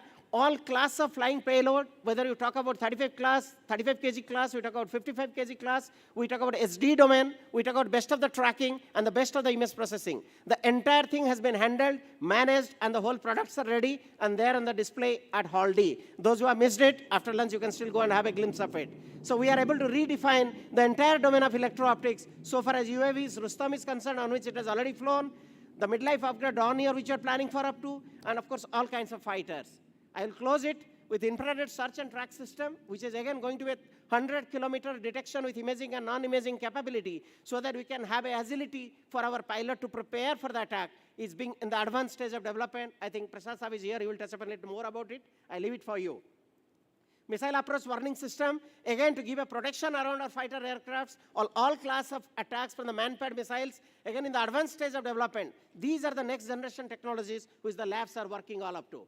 Friends, I will conclude with what we have developed is not enough, because as I said in the beginning of my slide, it is the technology war which is more important, and India, if it is coming to be the supreme power, we are going to win on the technology war. There is not going to be the contact war ahead where we have to show our muscle power. So that's the reason, friends, artificial intelligence, big data, data analytics, machine intelligence, and all applications with virtual reality, with augmented reality, and with mixed reality. All that is going to define the wargaming today. If we talk about the hypersonic supremacy, that is going to the next definition in the wargaming.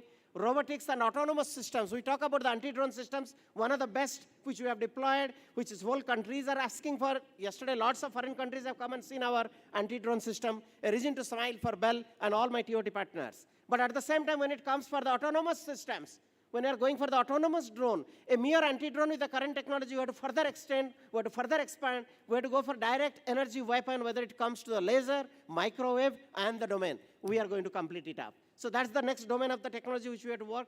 And the last one is going to the quantum technology. We all talk about quantum systems, quantum communications. The next phase is going to the quantum radars. And next phase is going to be the integrations of all this on a network-centric environment with the best of the processing, with the big data analytics and the intelligence to enable our fighter pilots the best of the systems which it needs to combat operation. Friends, this is the summary of what all my labs are going to do.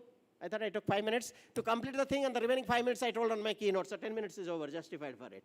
Thank you so much, and I request all my directors, you have to also restrict to our timelines, because I think the message which should go is beyond what I said.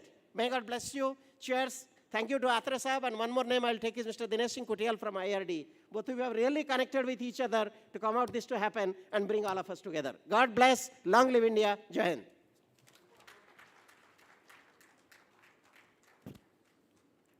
Thank you very much, sir. This was, nobody else could have covered this entire gambit of the network-centric operations, the key enablers, better than you, sir. Thank you very much, sir.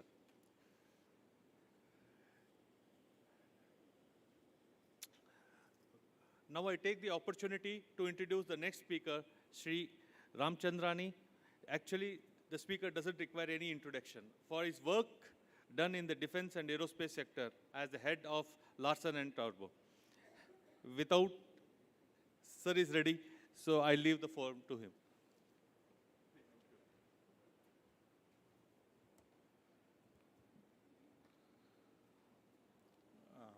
Good afternoon, everybody. I would look at the industry perspective on this topic of indigenous development of key enablers for enhancing network-centric operations.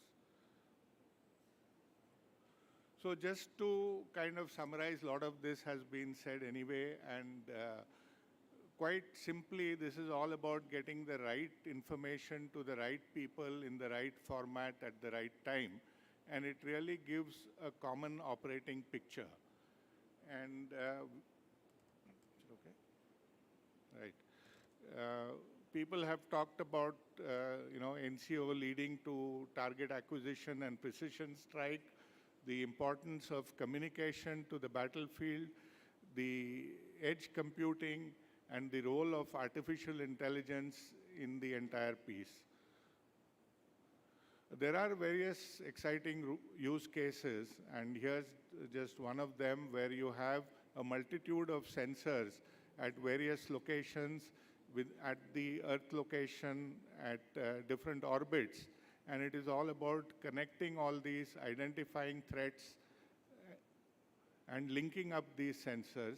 Another interesting use case that we are working on is a space network. This is for a foreign country, but the work is happening here. And essentially, this enables 100% communication coverage over the moon surface to the Earth at 100 Mbps. So it's a network of sensors and lunar relays. Coming to the network-centric warfare market, from the industry perspective, this is a large market of over about $60 billion, and it is growing at a rapid rate. While the market is largely concentrated in the Americas, the fastest growing region for this market is in the Asia Pacific. And of course, the market is sliced and diced in different ways based on applications, whether it is ISR or reconnaissance, communication, command and control, computing, cyber defense, etc., or by the platform, mission, architecture, or the kind of communication. Coming to the key enablers that we are talking about, and that we want to talk about indigenization of them. Essentially, when we see that tomorrow's wars are going to be all network-centric, the network-centric and the information is going to control warfare of tomorrow.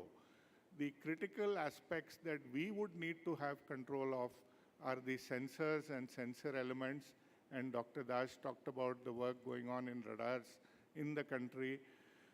Coming to various communication and network elements, again, most of our routers, switches, etc., are based on foreign technologies, and we don't have independence in this. Various radio elements, the SDRs, etc., and most critically, the processors and computing elements, where today, again, while we have a lot of application dependence on creating our own processors and computing elements. So therefore, as a country, how do we bring about this kind of independence and this kind of security for ourselves in an environment where we are going to be very dependent on network-centric and communication-related operations? Of course, the key technology elements are computing solutions, cybersecurity solutions. Everybody talked about AI, ML, and virtual and augmented reality. And these are areas where India can really come up with cutting-edge work, which can lead to independence and self-reliance. So really, if we are looking at self-reliance, we are talking about core IP creation. And there are various stakeholders in this core IP creation, which we need to do as a nation. The critical role of the government, and the government has demonstrated this largely in the area of defense platforms that exist today, where a lot of indigenization has come about by the thrust on buying from domestic industry. Today, about 70% of our budget is spent on the domestic Indian industry, and that has led to an evolution of the industry in self-reliance. Moving forward for the future, the government has to play a key role in these emerging technologies and support academia-driven research, reduce the dependence on core research in value chain elements that we have in the industry.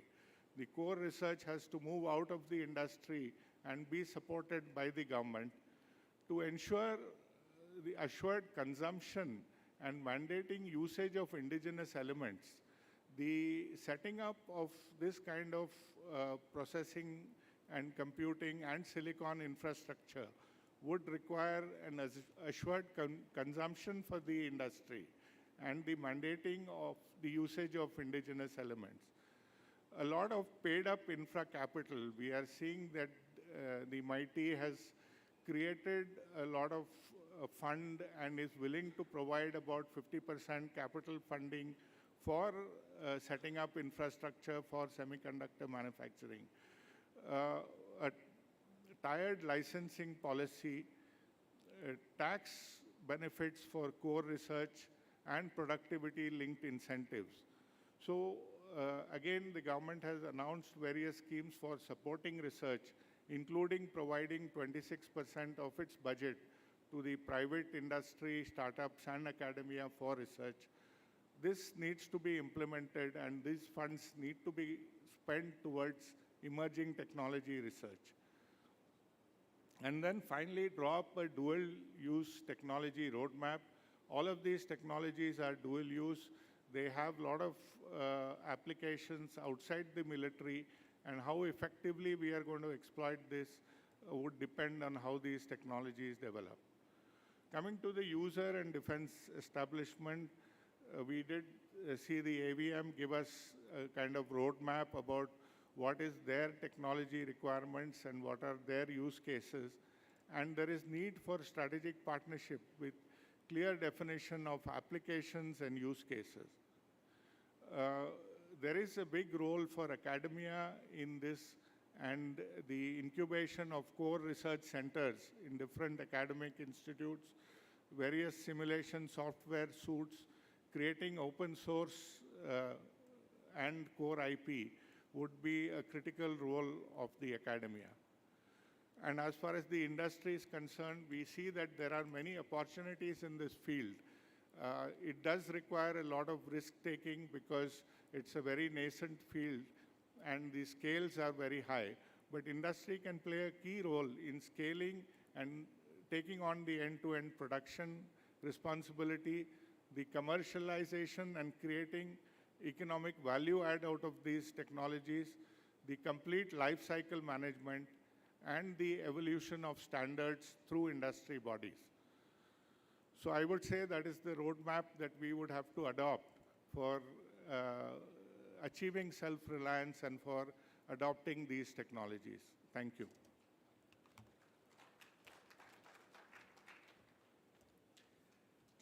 Thank you, sir. The points, whatever you have told for the government, is already noted. We will work on it. And have for hand-holding, this time we have introduced Make One projects, and we are sincerely asking the industry to participate in the Make One, and so that the funding and the research component is also covered. As you are already aware, IDEX and startups have been given the prominent visibility, and as it is visible in the Aero India also and in the DEF Expos. The other points with respect to academia, I will request Professor to please take a note of these points. This is an important aspect. I just want to bring it out. In the early 90s, we had very few engineering colleges with computer science. Everybody was gearing up for the Y2K. And all of a sudden, the computer engineering, in the engineering branch itself, started growing. And today, we are the leaders. So, the gurus, now may I request one of the gurus to please come and enlighten us and share the roadmap. May I request Rear Admiral George, retired from IIT Madras. Please, sir.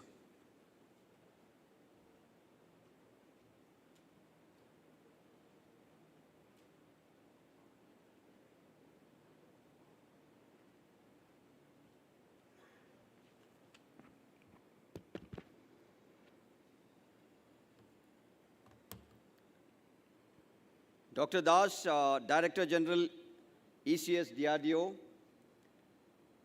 Air Vice Marshal Ranjan, Assets HQIDS, Mr. Ram Chandani, Executive Vice President, L&T Defense, Dr. Prasad from the ADA, Group Captain Atre, the coordinator of the seminar, all serving and retired service officers, and all the ladies and gentlemen present here today. Slide, please.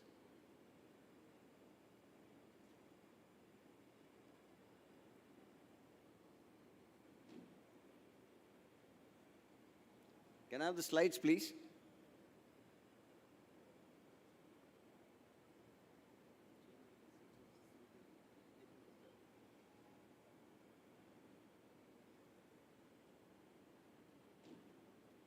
Yeah, thank you.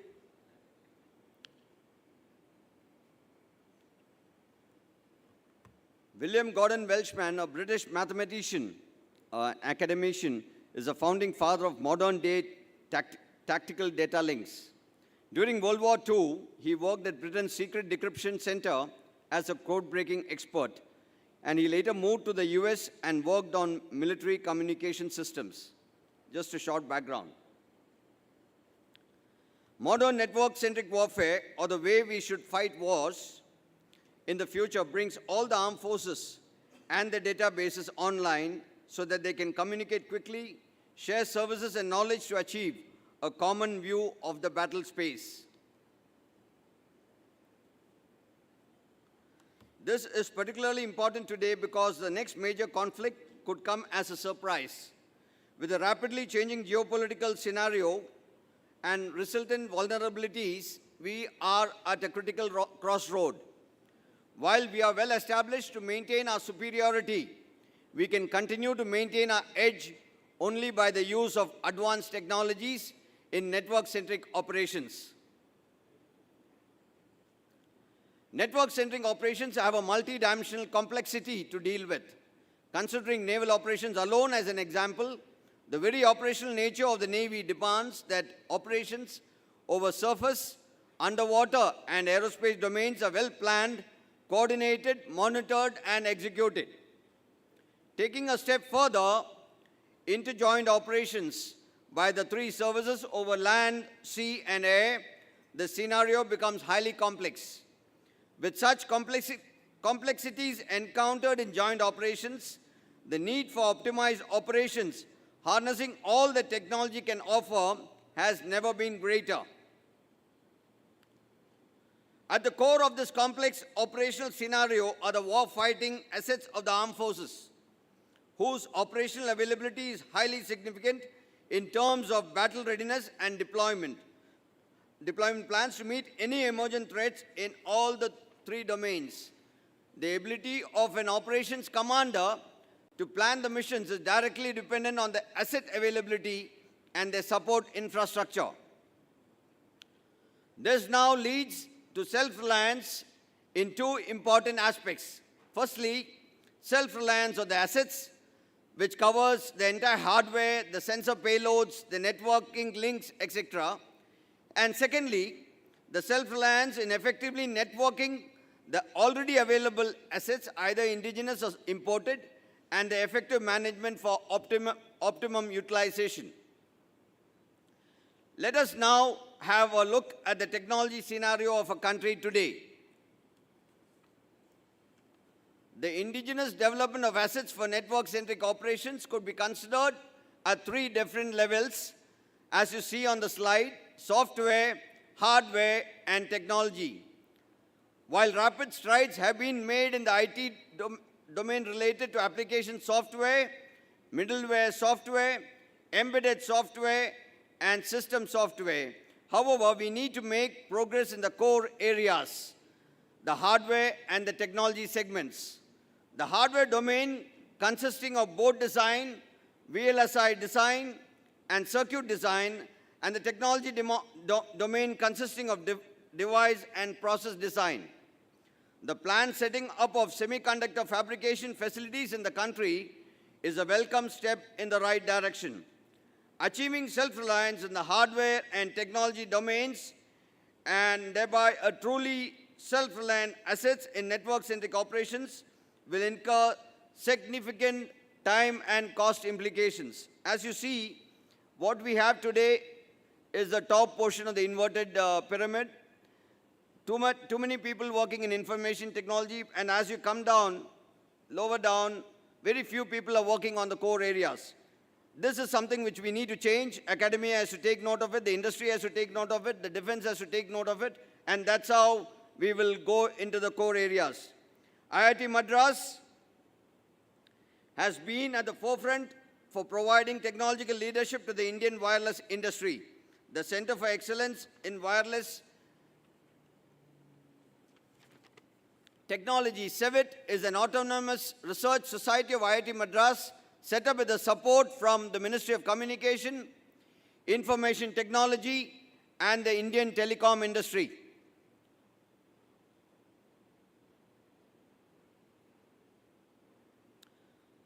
The mission of this research society is to address the needs of our growing nation through advanced R&D and value creation. The center has several experts in radio access technologies, specifically focusing on latest wireless and mobile technologies. It is engaging very closely with academic and industry research groups in India to focus on areas with strong potential for contribution to global standards while keeping in mind the operator requirement and usage scenarios.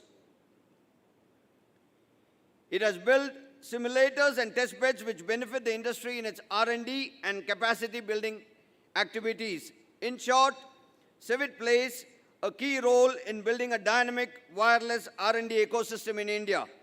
The project is a multi-institutional initiative involving IITs, Madras, Bombay, Kanpur, Delhi, Hyderabad and IIC Bangalore.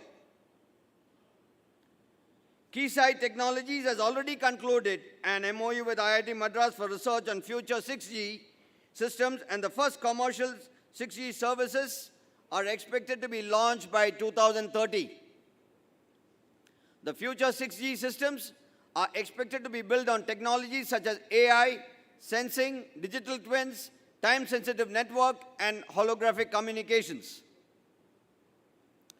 I also need to mention here that the other IITs are doing some outstanding work in the following areas. IIT Mumbai, as we speak, is looking into fusion of tracks from multiple radars, basically the sensor fusion. IIT Delhi is looking into cyber security. IIT Kanpur is looking into cryptography solutions to ensure hack-resistant communication. Further, an advisory committee headed by Professor Abhay Karandika, Director IIT Kanpur, has been formed to implement a joint waveform for tri-services. I'll touch upon a few more areas where the academia has been actively involved in research. Research in the field of developing secure data link for remotely piloted aircraft, software-defined radio, data link and operation of UCAVs, development of data link for interoperability between tri-services in the network-centric domain, research in the field of ISTAR, intelligence, surveillance, target acquisition and reconnaissance, wherein inputs from all the possible deployed sensors, including soldier on the ground, are collated and used for strategizing. In order to take our network-centric self-reliance campaign further, the following areas need to be progressed with highest focus and commitment. Fundamental research in long-range sensing, could be underwater, infrared, and various types of long-range sensing, multi-platform, multi-sensor data fusion, high-level network management, better algorithms for high-speed target tracking, and sensor technologies.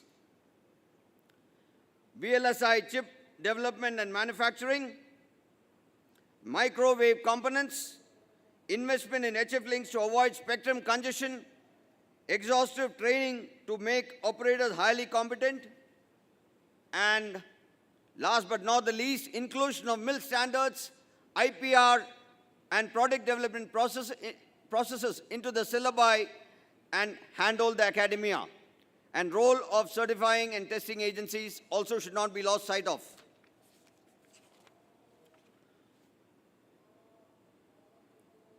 While so much has been spoken about network-centric operations and how to become self-reliant, one important aspect has been not discussed till now. This is basically, I'm just considering the aviation element into taking it into consideration. Self-reliance in effectively networking the available assets towards its optimum utilization by assets. As you see on the screen, this is a screen which shows about naval aviation. We have a lot of assets like the aircraft, the sensor payloads, the engines, the gearboxes, rotor blades, propellers, whatever goes into the fuel computers and the human resources. The entire maintenance and logistics aspects has to be digitally transformed. Today, we have the assets, but it is not taken care of. It's all probably happening in bits and pieces, but unless and until, my previous speakers have spoken, if it is going to be a long war, asset management in the in the digital mode has to be, even the last of your rotables have to be monitored. If it is going to be left, while normally the general trend seen is we speak about operations, we speak about everything, but the asset that we have today is not taken care of through digital transformation. We have the IT sector, we have the capability in the country, but I don't find any reason why we are sleeping on this aspect. Each and every single asset that you have has to be monitored in the complete repair loop so that it is available for a prolonged duration war. This is something which while in service, I've been speaking about it, I've been acting on it, but I still feel that we are somewhere near the 50%. We have got a long way to go in this management. We've got all the resources, the IT resources are there with us, but we are somewhere lagging behind. This will have the complete gamut of operations, the pre-flight, the sortie, and the post-flight, and all the data which comes along, the rich data which comes along with each sortie. It's a gold mine. We are not tapping into it. We are not doing data analysis properly. This is something which we need to take note of. Once this is done, that means all the digital transformation is done, only then you will have the data which can go into your AI and the ML engines. Otherwise, we'll be only talking. This is something which can feed the data into your AI and the ML engines of tomorrow. Naval aviation with about 300 aircraft could be considered for implementation of this digital asset management strategies. Once implemented, it could be extended to ships and submarines fleet as well, and thereafter it could also be considered for the Indian Air Force and the Indian Army. Now the way forward, India has achieved Atmanirbhar in the automobile industry. It's a good template for the defense industry as well. The Maruti Suzuki collaboration of 1982, all of us would remember that. 3 decades of focused hard work. Today we see a rich automobile industry. We are second to none as far as automobiles are concerned. The Tata Airbus deal, which was done recently, laying of the foundation stone by the Honorable Prime Minister at Vadodara for the manufacture of the C-295 transport aircraft, and the Foxconn Vedanta deal for the semiconductor fabrication. It's a step in the right direction for self-reliance in NCO ops. I think this is the only way by which we have to have focused leaders like Dr. Das, who spoke so passionately. We need people like that who can steer the country forward. To conclude, as our late President, Dr. APJ Abdul Kalam, whom I respect a lot, without your involvement, you can't succeed, and with your involvement, you cannot fail. Thank you, and Jai Hind.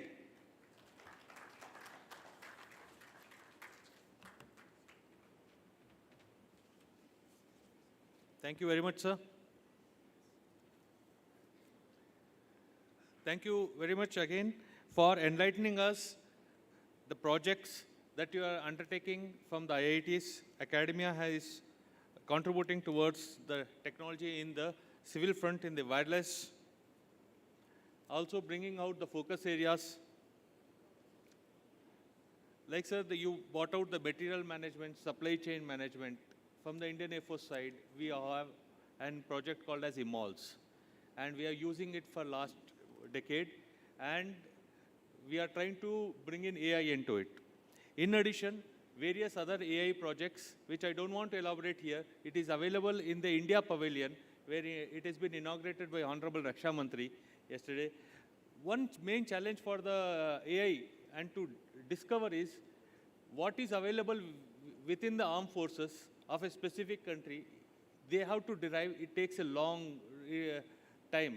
That is the main challenge. Unlike in the civil world, it is available in the public, in the network. You can put it, more number of users use, and you can derive the intelligence and drive it. Whereas in the case of armed forces, the challenges you are already aware of, sir. Notwithstanding this, the points are well taken. The work is in progress, work is in hand. And rightly brought out by this thing, see, consumption is one of the most important factor. So like Honorable Prime Minister has brought out vocal for local. Now the next thing what the distinguished speakers have already brought out, consumption. So we have to consume not only for India, make for the world.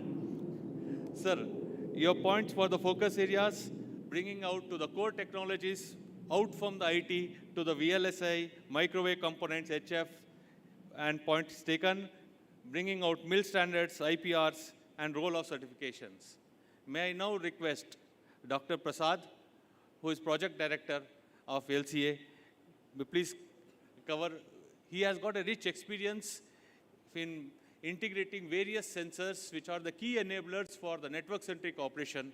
I will and do the interoperability, and all other issues will be covered by sir. Dr. Prasad.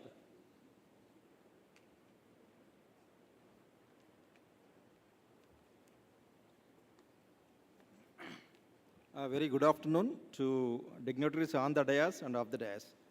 I would like to talk key enabling technologies of fighter aircrafts for net-centric warfare. So the net-centric warfare is an information superiority enabled concept of operations which generates the increased combat power by networking sensors, decision makers, and shooters. So to achieve this, we need shared awareness, increased speed of combat, higher tempo of operations, greater lethality, and increased survivability of the fighter aircrafts. So this is how the levels of warfare and the net-centric operations enhances all these levels of warfare and make the operations possible. So basically the capability of fighter aircrafts is lethality and survivability. That's how the fighter aircrafts are required for the combat operations. So if you see the key enablers for the lethality, we need to have BVR missiles, close combat capabilities, air-to-surface attack capabilities, bombs, joint attacks, weapon engagement. And then survivability, we need to have very good navigation systems, communication systems, sensor suits, and then mission management systems in the avionics. So we are developing the advanced, that is stealth fighters also, MCA, advanced medium combat aircraft. So further things what we require is for the survivability with stealth is the low RCS design for the conformal antennas, RAS and RAP, FSS radomes, advanced navigation, etc. So same thing for the lethality is enhanced BVR capabilities, close combat capabilities, air-to-surface attacks, etc., which I am going to highlight it. Then our MCA is going to stand at the level of the other aircrafts, F-22, F-35, or T-50, and the Chinese aircrafts. So for that, we need to have a lot of technologies to develop in the country. This is what the MCA. And for that, identified sensors like AESA radars, integrated EW suits, IR suits, advanced CNI systems, including SDR, and conformal and shared aperture antenna technologies, and multi-sensor data fusion. These are the key enablers, which are important for the fighter aircrafts for the net-centric warfare. And I'm going to talk about where we are and what is our roadmap. That is Atmanirbhar Bharat. These sensor technologies, unless we develop in the country, we are not going to, self-sufficient in this net-centric warfare. I was told that earlier in the last millennium, lawyers, we studied of course in the history, lawyers fought for the country's freedom. Now, engineers and technologists are fighting for the country's freedom from the import regimes of these technologies. So we need to progress further. So the first step what we have already put in the direction is AESA radar, the Indian AESA radar, which was developed by DRDO, LRDE. We have integrated on LCA. It has finished more than 100 sorties and it is ready for production. So we have identified our development come production partners, which is HAL, and we are going to produce this radar for the LCA Mach 1A, and LCA Mach 2, which is now in the development stage, and MCA and TEDBF, which are in the sanction stage at the government. This is how LCA we integrated, and of course the ASA radar operations and all that, the capabilities. Okay, we can talk about, because I don't have much time to. Why ASA radars are required for combat capabilities and net-centric operations. This slide explains how the ASA radar is superior to earlier radars, and of course other capabilities of SAR mapping and terrain evidence. All these ASA radars are superior to, and the core of ASA radar is that TR modules, and with our industry support and the scientists and the engineers working in DRDO, we developed the core technology of TR modules also indigenously. It is available in the country. Gallium arsenide we have already developed, and gallium nitrate also we developed, and gallium nitrate radars in the X-band is going to be reality now, which 10 years back we were only just dreaming about that. So the technology is really existing in the country, indigenous technology. So, okay, some of the TR modules and all that. So these are the areas for ASA radar which are very, very critical in airborne product life cycle development, but all these are behind us now. All these are behind us now. So I really, appreciate our effort of LRDA teams, LRDA director and our DGECS, our encouragement from our DG, and that's how we developed the technologies. And of course, the second one is electronic warfare. Here also, already, this is how the complete system is being developed. And we have completed the development. We have integrated on LCA. So the testing is going on, and it is also ready for production with production partners. Okay, salient features of system and some of the things which are developed for the system. Okay, these are the technical details. And then likewise, we are developing IRST, MOS, and laser warning systems also for the LCA and its variants. IRST, of course, the development is already on the way, and we are going to produce the system by end of this year, and then further into production. And we are already, planned for FTP testing and then LCA testing also for this. So IRST system configuration and then other technologies involved in that. And likewise, we are developing missile warning system, approach warning system. The sensor for all this already developed at IRDE, Dehradun, and sensor is already tested on a flight test bed. And with the sensor and the processing unit, we are going to integrate onto LCA and further into production. So that is also at the advanced stage of development.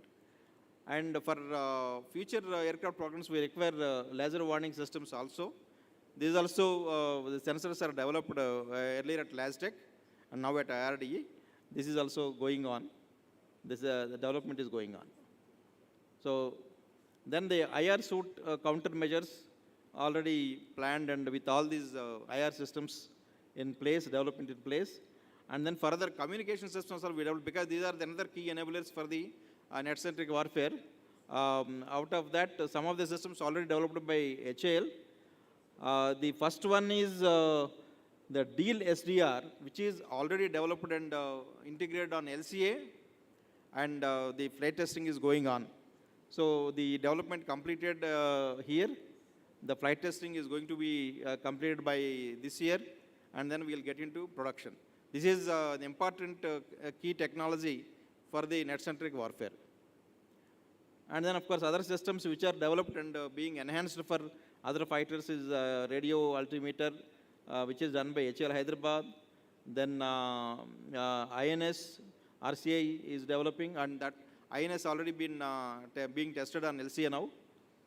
Then the navigation system for fighter viewer ILS at HL Hyderabad, then tactical navigation system, and then CIT by CABS, DRDO CABS, and other conformal technologies also we developed with the industry. So some of the conformal technologies for the stealth aircrafts, like antennas and the shared aperture systems are developed and being flight tested now. So these are all those technologies, conformal antennas. Then another key development which is going on now on multi-sensor data fusion, because when we developed all these sensors, we need to integrate them. Sensor fusion has to be done for the net-centric warfare, which is very important. So that is going on with DRDO and CSIR NAL, sensor development. Okay, sensor fusion is required. I need not emphasize why it is required. I mean, when the sensors are integrated, like radar and IRST, the pilot gets a lot of confidence on his operations to deliver the weapon. So that's how the sensor fusion is important. And what is the sensor fusion? Integrating the sensors and giving the integrated data to the pilot for the weapon release, and application for sensor data fusion and data fusion advantages: the better situational awareness, robust operational performance, extended spatial coverage, temporal coverage, increased confidence and reduced ambiguity for the pilot, and enhanced spatial resolution. This is how the pilot display. For example, for the radar and IRST, if I fuse the data, how it going to increase the operational awareness as well as operational confidentiality. Confidence for the pilot to release the weapons. Of course, this kind of advanced fusion suits are available on the F-35, which is on the static display at the Aero India. And already we have studied Rafael systems also for the sensor data fusion. So with this, we are developing the advanced algorithms. Algorithms are being tested now with the simulators at various places. So then we are introducing AI and ML based solutions also for the sensor and data fusion. That is also going on parallelly. Okay, so the development is going on. We are going to implement the sensors. So to summarize, basically the airborne sensors and network and communication technologies, what I just highlighted, they are the key enablers for net-centric warfare. And the indigenous development of these sensors is essential. I'm telling essential is for Atmanirbhar Bharat. Otherwise, we can't keep on depending on somebody's technologies, and we can't have our own warfare for the net-centric operations. So that's what this thing. And also, I wanted to mention that here, DRDO and HAL, ADA, all are having a very good tie-up with now industry as well as academia. So what we are dreaming maybe 20 years back is a reality today, and academia also is helping us in developing these technologies, and industry also is coming forward for the development and production. So with that, I thank SIDM for giving me opportunity, and then DRDO and ADA. Thank you. Thanks to all for listening to me, and Jai Hind. Thank you.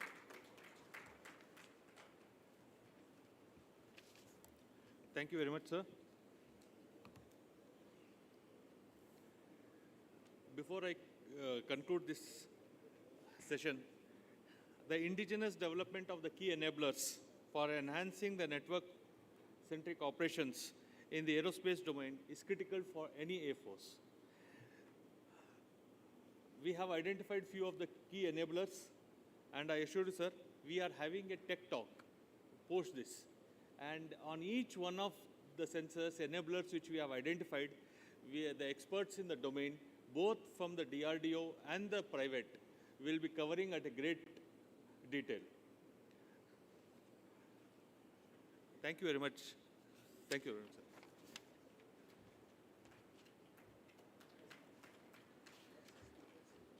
Thank you all the speakers. This panel has been with us for over 2 hours, so I would like to thank all of them for taking time out of their busy schedules and being with us. Before we conclude, I would request the moderator for the session, Group Captain Atre, to kindly hand over mementos to all of them, please.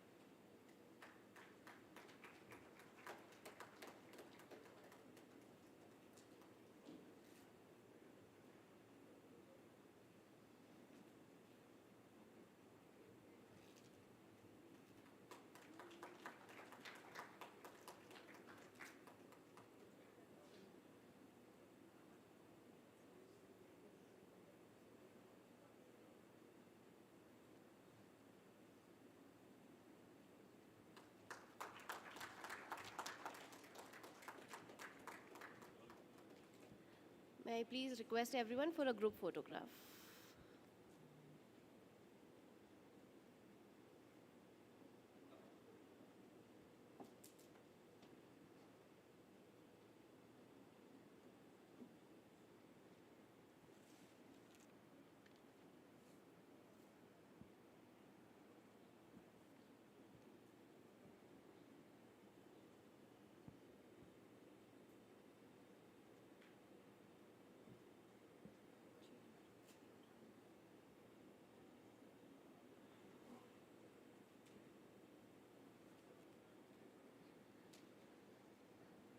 With that, we conclude the technical session and we'll move on to the tech talk, which is going to be moderated by Vice Admiral Raman Puri, PVSM, EVSM, VSM, who is a distinguished fellow with VIF.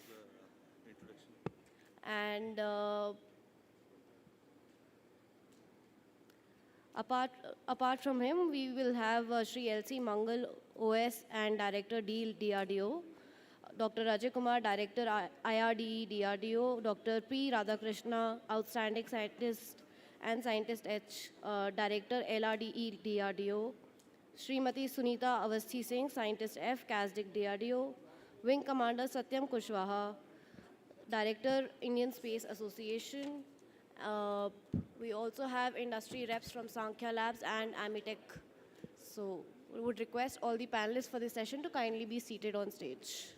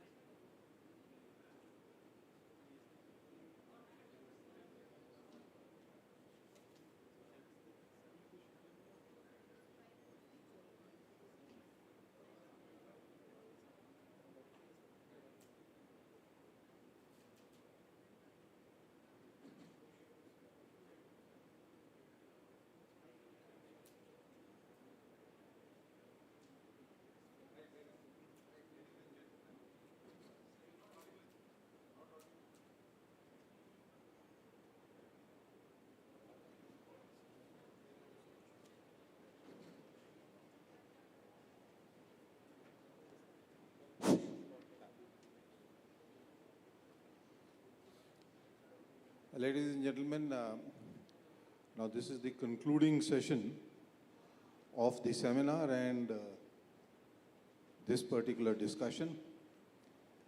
As I see it, the political leadership has already given directions on issues of Atmanirbharta. The importance of network centricity in the operations of the armed forces has also been discussed and fairly well defined. In this session today, we will look into the various enablers that have been talked of today. And I will request, as we have already overshot the time many times, the panelists to speak about their enabler in not more than 5 minutes each. Right? Right, gentlemen? Should we start off then with Shri L.C. Mangal?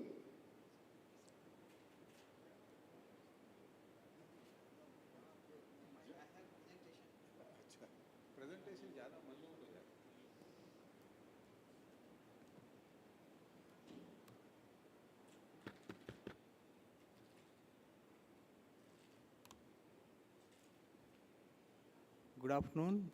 May I have my presentation? Somebody?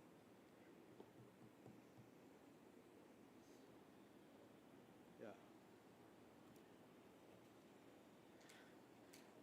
Less than 5 minutes I'll take to wind up on this particular topic. It is very important topic as an enabler for net-centric operations.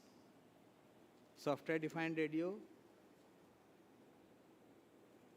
as a wireless communication device, it is a networking device which is required to be used on every battlefield resource for connectivity. Next. So net-centric operations, many of speakers have already defined, so I will not touch upon it. It is basically the sharing of the information among all battlefield elements. And what we require is how to share it, how to efficiently share it, and that is where the communication technology comes into picture. And here we require a wireless device which is a multi-channel device having multiple connections capability, both in terms of line of sight in VHF, L-band, as well as in beyond line of sight, both in HF, UHF SATCOM and KU band SATCOM. So this type of wireless device is required. And also it is required that what type of information in what form is supposed to be transferred. So you need to identify the importance of the information and its transfer requirements in terms of its quality of service parameters. So various types of packets you have to create, and for each of them we require to identify what are its parameters. Then to achieve effective fusion of the information, you need to create certain NCO applications, among them multi-sensor data fusion and the situational awareness. How to utilize the wireless connections very effectively, so you require dynamic connection management, which is very important software component. Now all this we achieve through a multi-channel software-defined radio along with very effective waveforms. Next. The waveforms which are required for net-centric operations are required to provide long range and coverage, must have robustness for ECCM capability, so anti-jam with LPI, LPD properties, and the modern fighters are coming with stealth communication properties. They are required to support high data rate communication because quality of service is generally dependent on how fast you can transfer the data. Then it is supposed to provide satisfactory operation in very, very high mobile conditions. The nature of fighter aircraft which we are going to utilize demands that type of operation. And on the move, dynamically networking is required to be formed while achieving the required quality of service. And it has to be adaptive and in future leading to a cognitive capability. The waveform is supposed to support voice and data capability together. And as I said, the waveform will have some stealth features. Next. Next. So this is a software-defined radio in nutshell, a hardware. The waveform, traditionally, we have been taught a communication system has got both transmitter, receiver, so many components. All of them, composite we call as a waveform. And in military SDR, that waveform components are required to be partitioned in the terminology of red and black. And there is a crypto component which sits in between. Now, all of this is a software which has to be managed by an abstraction layer which we call SCA middleware in the West, but SCA is not applicable for Indian applications. We need to customize it. So I'll touch upon that. But once you abstract the hardware from software waveforms, then you basically achieve the portable software, and by that, interoperation. Next. These are the benefits of SDR. I'll skip. The main application of SDR is interoperability, enhancing the performance, and making an adaptive behavior.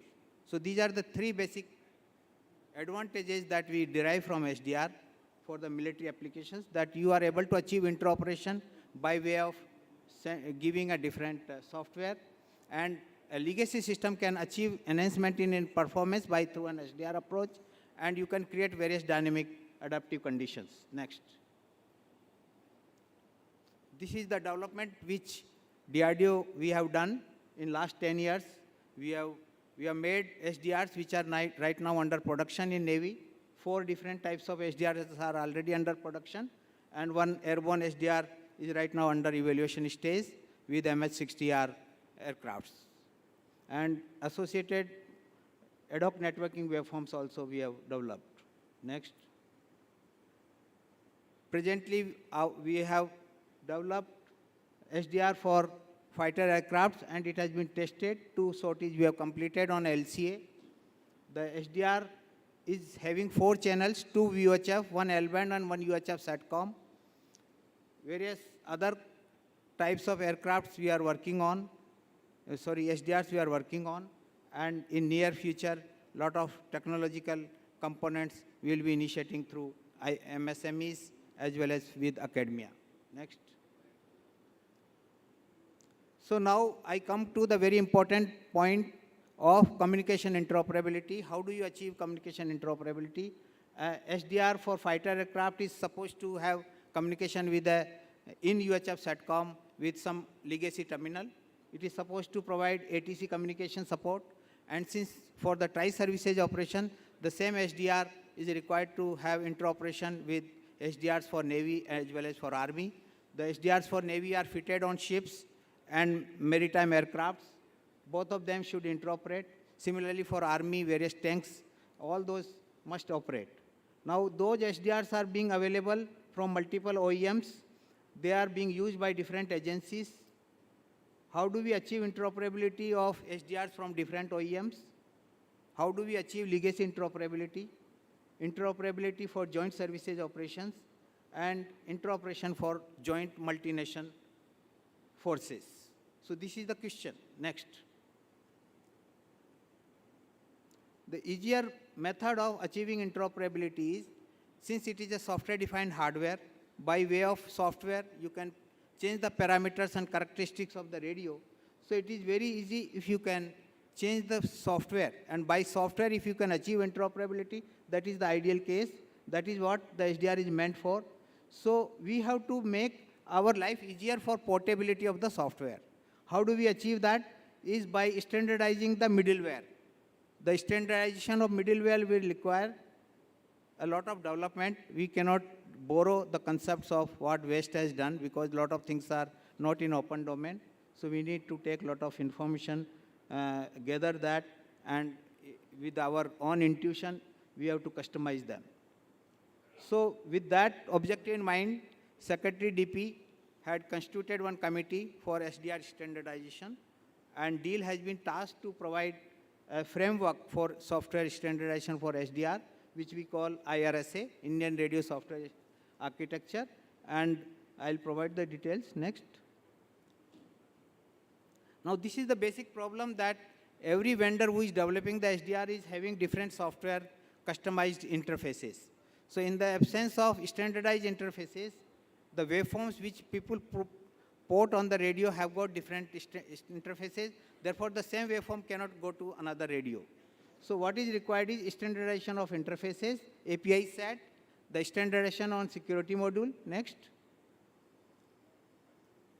So these are the problems with the present approach that industry has taken, that there is no standard for devices and devices which are using operating systems. There is no standard for security APIs. The SCA is not usable on non-OS components. And there is no standard for inter-component communication in the presence of non-OS components. So with this difficulty, portability is almost impossible if you go traditional way. And huge effort is required from one radio to another if you want to achieve interoperability. So this is not the method to go for. Next. What we require is standardization on everything. So the blue ones basically calls for a lot of development, and that is where our effort will go. At a national level, we have formed a committee which is derived out of academia, lot of industry people, and from R&D institutions, user. Everybody is involved in framing this particular standard. And in next 1 month or so, we'll be releasing a draft of this standard. And subsequently, we are taking up next. We are taking up a big project wherein we'll be creating a reference implementation of this standard and thereby validating all types of testing requirements of the portability and interoperability requirements. Thank you.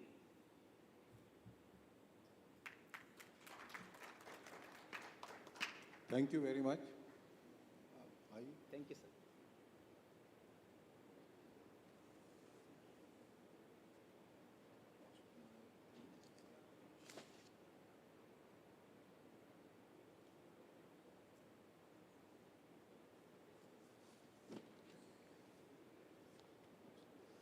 Can I call on Dr. Ajay Kumar now to speak? Before that, I would just say that he's emphasized the issue of standardization, and this is not just, it's a major problem in the entire Indian industry. We have multiple vendors, multiple people, and very little standardization anywhere, and that creates a huge logistic problem, even in other systems, forget about network systems.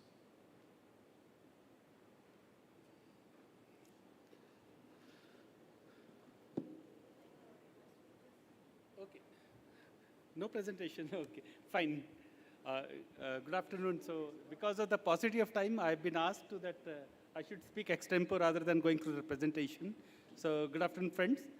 So I'll be speaking the various activities that we are handling at IRD towards technology enablers, which can provide solutions to the various remote applications. IRD is a laboratory which is based in Dehradun, working in the field of electro-optics. And we provide solutions primarily for land-based applications, naval-based platforms, airborne platforms, deep submarine-based electro-optic solutions, and we are also venturing into the space-based applications. And primary topic for this particular talk is that what are the airborne systems that we handle and we provide solutions. Before taking the airborne platforms solutions, IRD was primarily engaged in basically land-based systems and all the technologies which are required for developing electro-optical solutions, right from optics design to optics fabrications to optics technology, to image processing, to various sensors development, exist in IRD, and combining these technologies, IRD is providing solutions to the various platforms. We started airborne platforms way back in 10 years old, when we started with the development of electro-optic gimbal system for Rustam payload, which is having a capability of about 7.5 kilometer range from air-to-air applications. And then we migrated to long-range electro-optic system, having a range in excess of 40 kilometers, having a gimbal dimension of about 550 millimeter and a height of about 650 millimeter, weighing about 100 kilograms. Then, as the technology graduated, as the technology matured, and with the advent of newer and newer technology, we developed a system which is called CAMOP, having 8 sensors. All of them are HD in nature, integrated into 450 millimeter ball dia, where we could achieve the ranges that we were anticipating, about 40 kilometers with LREO. The same systems were developed and it is available, which people can visit our DRDO stall. It is being displayed here. And a variant of it, which is called light electro-optic systems for Dornier aircraft, was also designed, having a ball die of about 350 millimeter and having a range capability of more than 10 kilometer, was also developed, and it is already under display at our stall. In order to cater the needs for the newer and newer requirement, IRD ventured into the 2 important technology that is called infrared search and track systems, which is nothing but it's a passive radar system having a range in excess of hundreds of kilometers, and simultaneously it can do the multiple target detection and tracking, threat detections and target prioritizations. The entire concept model has been realized, and by end of this year, the first prototype will be available for integration onto the LCA Mark II. With respect to mouse approach warning systems, the sensor suite has already been developed at our IRD. It is basically autonomous operations detecting missile threats from 5 kilometer to 20 kilometer ranges, and this sensor has already been integrated on a commercial aircraft, and the processing unit is under development. In next couple of months, we will be realizing the complete system, which will be available for integration in LCA Mark II and AMCA. So these 2 technologies will enable the requirements with respect to all airborne platforms like LCA Mark II, LCA Mark I Alpha, AMCA, TEDBF, Su-30, and so on.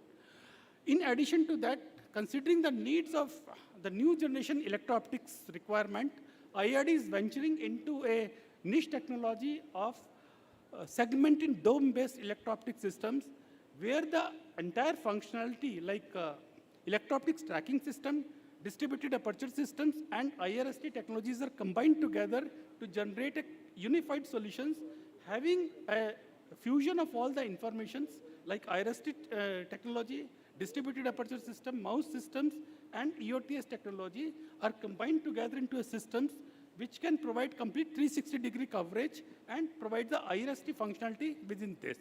So these are, okay, with this I conclude my talk. Thank you very much.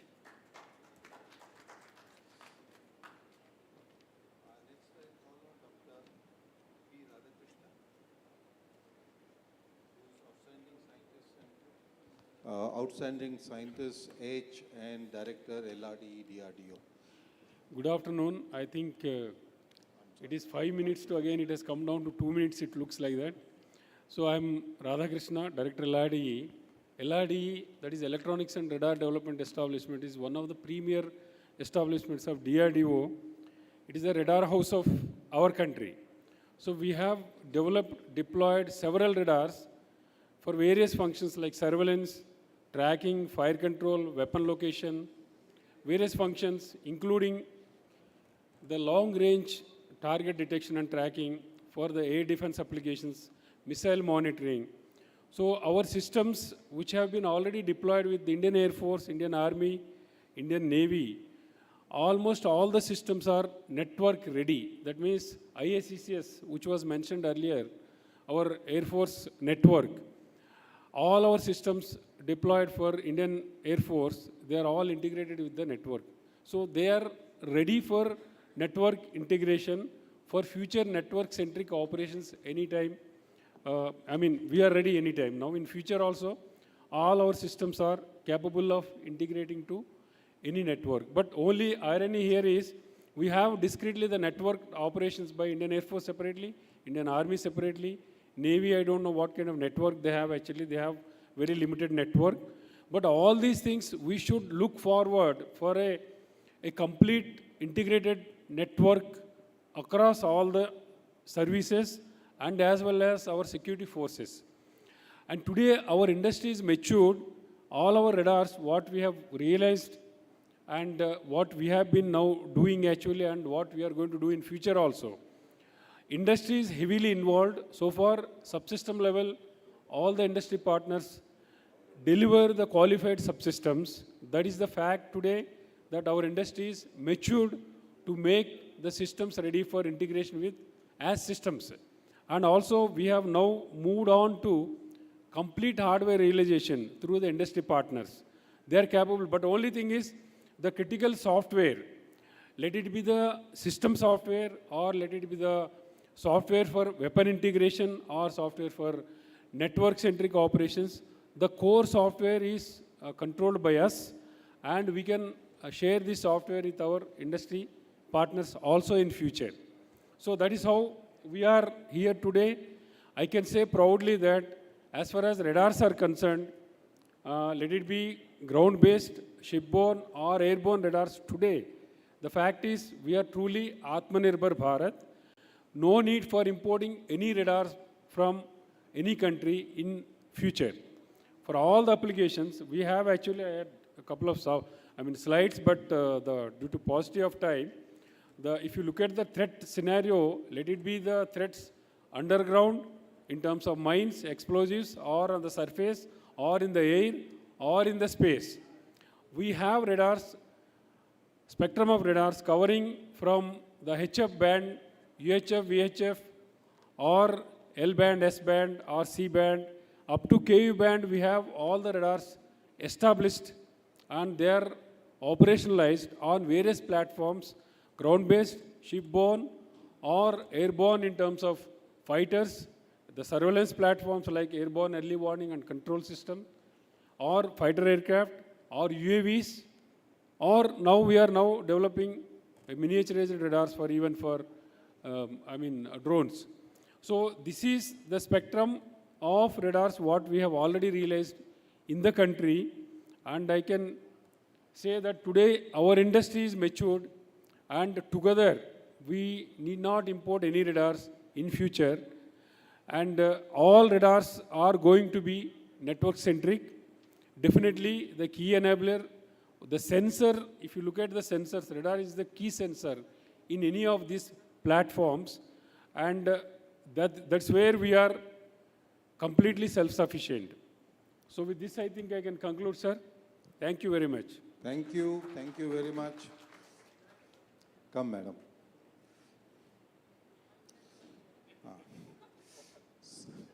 This is Sunita Avasthi Singh ji. She is talking on RWRs. She is with the Center for Advanced Systems Design, Aircraft Systems Design and Integration Center. Good afternoon, everybody. So since we are badly running out of time, I will try to cover very briefly. As we know, we have heard user also what is the today's operational requirements of RWRs and jammers. I would talk about not only RWR but also jammer systems. So basically, our threat scenario has been evolved very badly. We are becoming smarter day by day, and our enemy is becoming more smarter. So how to counter that? So I would say that RWR is not a new domain where DRDO or India or DRDO or CASDIC has been working. We have developed variety of RWRs. It's there in multiple platforms, all types of platforms. Now the thing is, since the threat scenario has evolved, so it looks like we have to be fully into digital era, digital receivers, fully wide open, instantaneous bandwidth should be 18 gigahertz, 40 gigahertz, wide spectrum. So things are not bad. We are there. We know. We are working with industry. We are working with academia. And whatever technology is required, thanks to quantum jump in RF technology, where hardware we are able to miniaturize. We have MPSOC, we have RF SOC. There is a system on chip technology which has come. We were working on, let's say, 2-channel system, analog systems. Today, we are working on 4-channel systems. So we are there, we are able to handle LPI threats also. So everything is in place. What is not in place is there is a limit to physics. Beyond that, we have to think of some innovative things. Then we work on combat aircrafts. We cannot keep on increasing our swap and cooling. And of course, we have to see costing also at one point of time. So we have these kind of constraints for combat aircrafts. So what is new today? New is, it's a buzzword, AI and ML. We all keep talking about it. Now there is a time we have to start practically working from a very small level. We have to start from basic algorithms. So there are very, very specific problems, which this RWR and jammers have been facing. Jammer today, we have already gone to active phase array technology. We are into already transmit receive modules. We have started using radar plank TRM concept for jammers. It gives us selective and very, very reactive jamming. Everything is okay. Now, the thing is how to bring AI/ML into it. There is a huge data, as we heard from Sir AVM sir also today. We have huge data which is there with us. How to make use of that data? So that data analysis has to be done. This is where today we have started working with academia. And we have, CASDIC per se, we have started interacting with very, very small startups, I would say. They are financially not bigger people, but they are very good people. What I want to say in this forum is, let's have a healthy, industry should have a healthy competition. Bigger companies have to have some consortium kind of thing or some collaboration. Get these small people on board. I have seen some startups which have PhD students doing wonderful job, but they don't understand the time and those kind of aspects. So we have to hold their hand, and very good work is happening in industry as well, startups and academia. So this is where today we are. So we have total 100% indigenous solution for whatever user is requiring today. This is a new domain where we are getting into, and we need, DRDO needs industry and institutes. So we all have to work together. That's all I want to say. Thank you.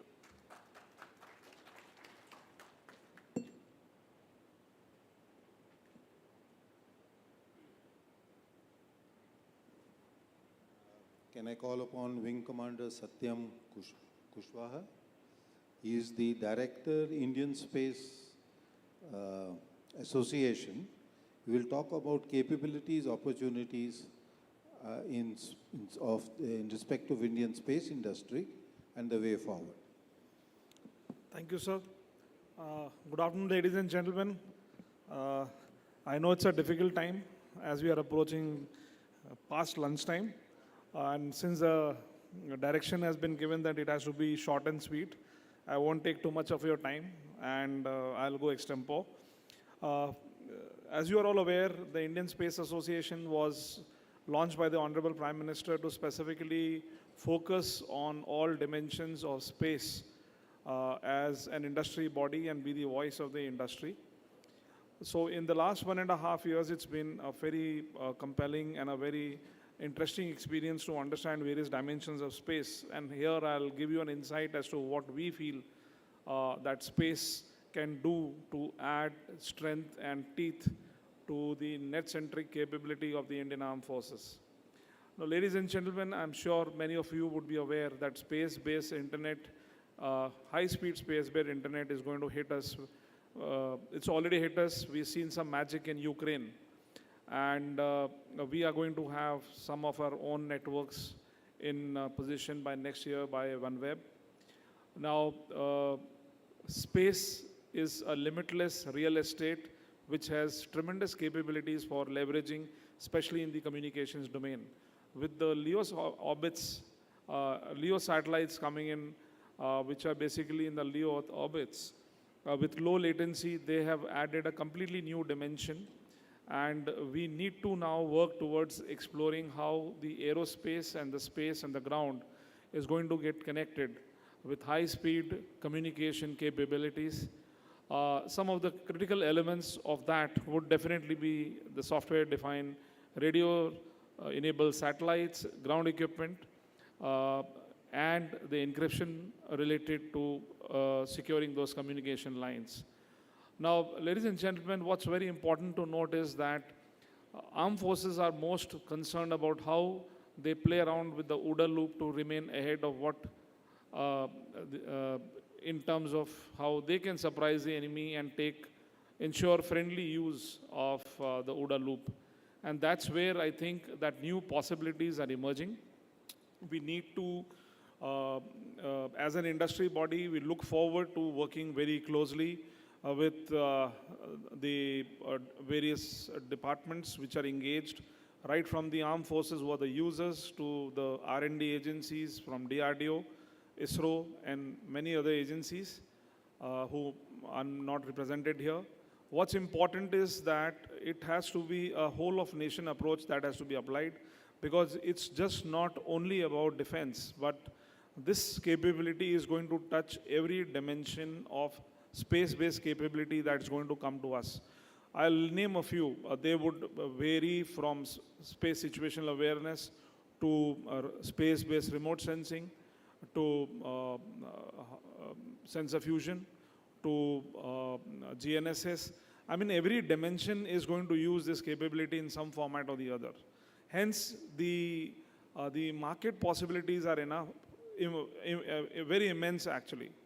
So there was the first talk that was given today about standardization was something very, very important.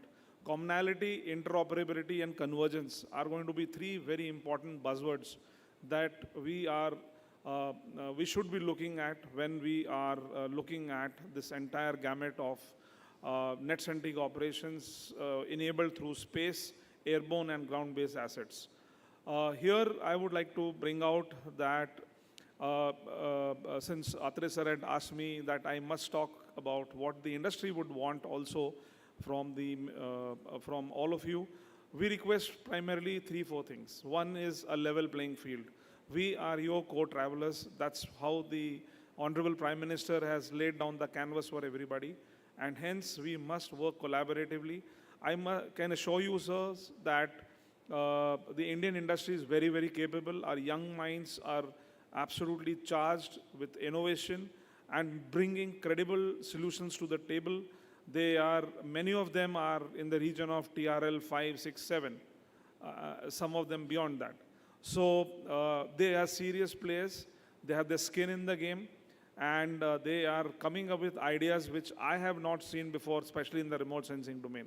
And incidentally, SDRs will also be very significantly used in the remote sensing domain. So it's not only about communications, but it is about data and how that data is brought down to the ground level. So that's where the SDR is going to play a major, major role. Now, besides the level playing field, what's very important is what do startups want? As you would understand, or even the space industry want. There's a characteristic nature of the space industry that there are very long gestation periods. It's got very heavy investments. And the biggest requirement is requirement of a testing, verification, and validation infrastructure.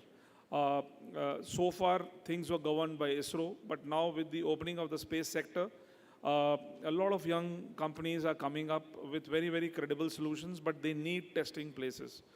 And given the rigmarole of daily life, where our own R&D and production agencies are already involved in their daily rut, it becomes very difficult for them to work around as to how these facilities can also be made available to the startups or the private agencies. So here we would like to submit to the Ministry of Defense and the DRDO that could we consider having an independent asset management organization where all testing, verification, and calibration facilities are centrally managed in terms of their booking, their availability, their how their rules, regulations are managed, so that the startups or the industries, they're very lean, mean, and thin. That's why they are startups.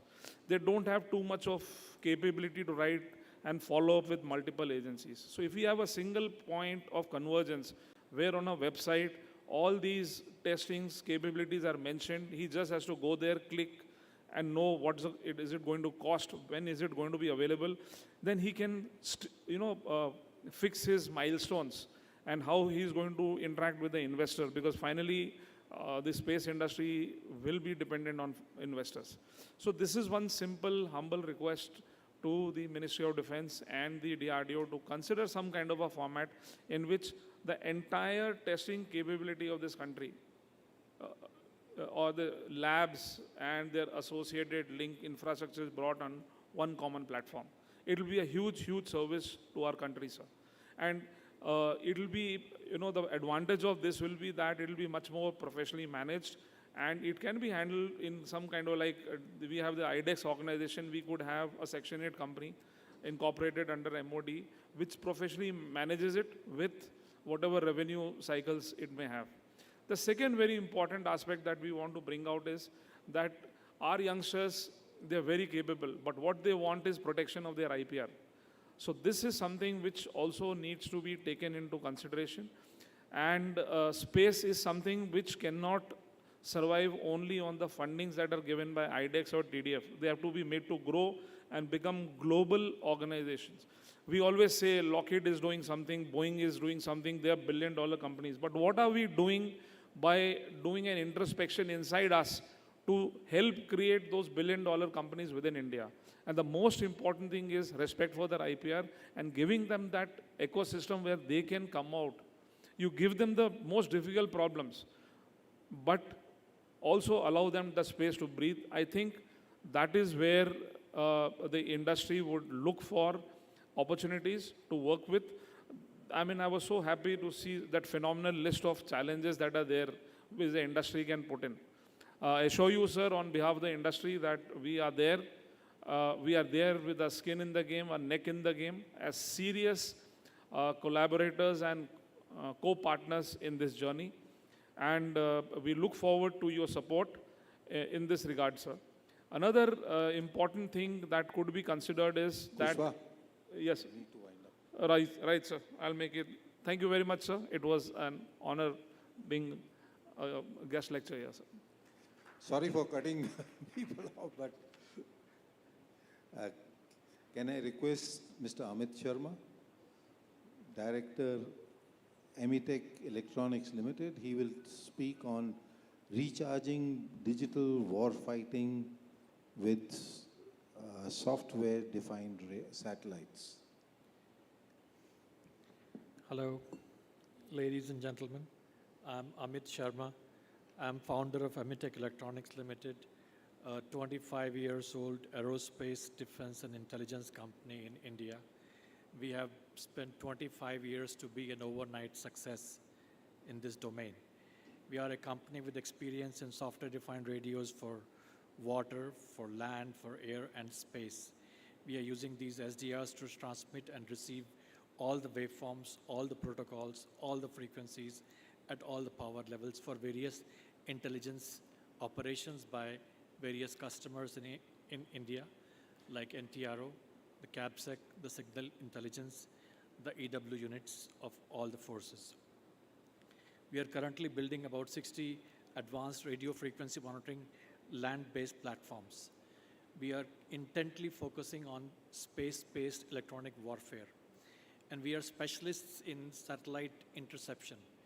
So that is the reason why I'm standing on this podium and talking about software-defined satellites. So this talk is in response to the problem statements given to me to have more than 100 Mbps of IP data availability on airborne platforms. The other problem statement stems from our experience of being able to map satellite networks and contents. So satellites being bent pipes are just mirrors hanging in space, and anyone with enough resources can reverse engineer the contents, the location of the ground, airborne and the seaborne terminals. Hence, a new SDR-based architecture is proposed, which is not a bent pipe by design, to stop the interception, especially in the military satellites that we are using. The SDR-based payload on the satellite is able to focus a steerable beam on the airborne platform to have enough SNR to have the required bit rate for more than 100 Mbps data rate, which is required by the armed forces. The innovative design is supposed to be lighter, cheaper, less power hungry than conventional satellites and be able to be launched at a lesser of a time cycle. But to tell you, there is no silver bullet to shaping digital war fighting using SDS, and hence a multi-orbit, multi-pronged approach is required for the state of the art. This includes software-defined hubs, software-defined terminals, and software-defined satellites. With this, we can plug the backdoors and vulnerabilities and the commercial satellite communications that we currently use even for the militaries. So all our forces currently are using, say, C and KU commercial SATCOM hardware, which makes us prone to interception by our adversaries. And we, Amitech, have the full stack to carry this out from land, space, and on the sea. Thank you, gentlemen. Thank you for having me. Thank you very much. Now we have Mr. Vishwakarma. I think, you know, the name is very tongue twisting. I will not attempt to pronounce it. He is Executive Director and COO of Sankhya Labs Private Limited. He will talk on expectation and challenges in creating an indigenous ecosystem. I mean, I heard a lot about him from my friend Madhusudan, so I can second guess what he's going to say. Thank you. So, yeah, I'm asked to speak about expectations and challenges. So, before I go into that, I think one of the most important things to be a winner in this network center operations is the key technologies having superiority and complete ownership on the IPR and having full control on the fundamental technologies. And as soon as we talk about network, it is mainly about the wireless network, all the connectivity between all the components of the operations. And if we talk already, yeah, Mr. Mangalji talked about that, the having very interoperable, robust waveforms is one of the key technology elements in that. Having full IPR on that, having full control on that is one of the most important aspect of that, and there is a lot of effort that has already gone in to build a waveform repository in India, and we are hoping that soon we will see results of that coming out. And the other aspect is crypto algorithms. Having both the Transec and ComSec is very, very essential in this communication, and having a good hold on crypto algorithms is other very important aspect. And as we know, it's very difficult to win a war without having this aspect right from all the other previous wars we know. So, and the third aspect is having semiconductor technology. And we have seen that having this technology is very, very crucial, especially RF, the power amplifier, some of these things are very difficult to get hold of, and the latest technology is not made available to India, for example, even though it is available across the world. So having our own technology and systems based on that is very crucial. And all these three aspects are something that need a lot of investment, that needs several years of research and development before we get there. So long-term vision and investment is very important in this aspect. And about expectations from the industry, I'm of course talking mostly from MSME point of view, because most of the technology elements that are required in this is coming from smaller companies, and when it comes to putting it together, of course there are larger players that come together. And there are several companies which have key technologies which are small in nature, but they have been developed a lot of focused effort. And for us to be winners in this whole defense procurement process, we need a lot of hand-holding coming from the defense procurement process, right from knowing what is there, defining the requirements, and all through the whole process. We need a lot of hand-holding. And also what we have seen is from our own experience that in private industry, because a lot of investment has to go into this, unless we see a return on investment on a viable timeline, it's very difficult to convince our investors to put money into this.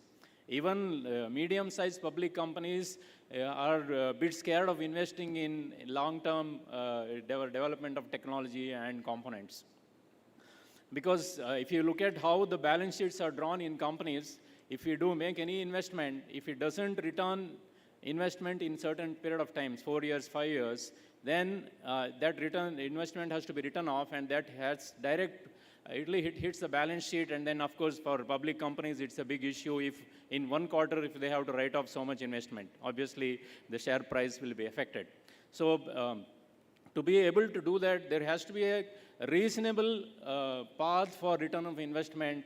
And in the whole tendering process, if L1 wins everything, there's nothing for L2 and L3, right?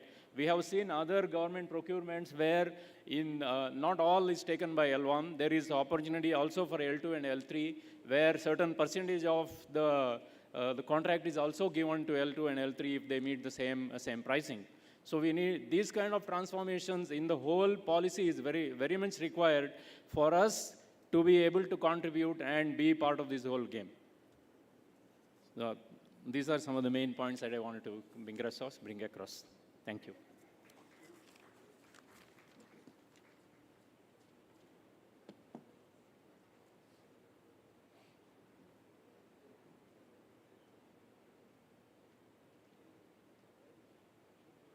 We are supposed to have a fireside chat.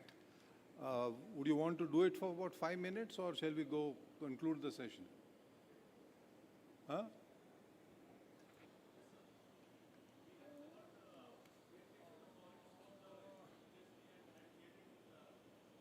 Okay, so any points anybody has?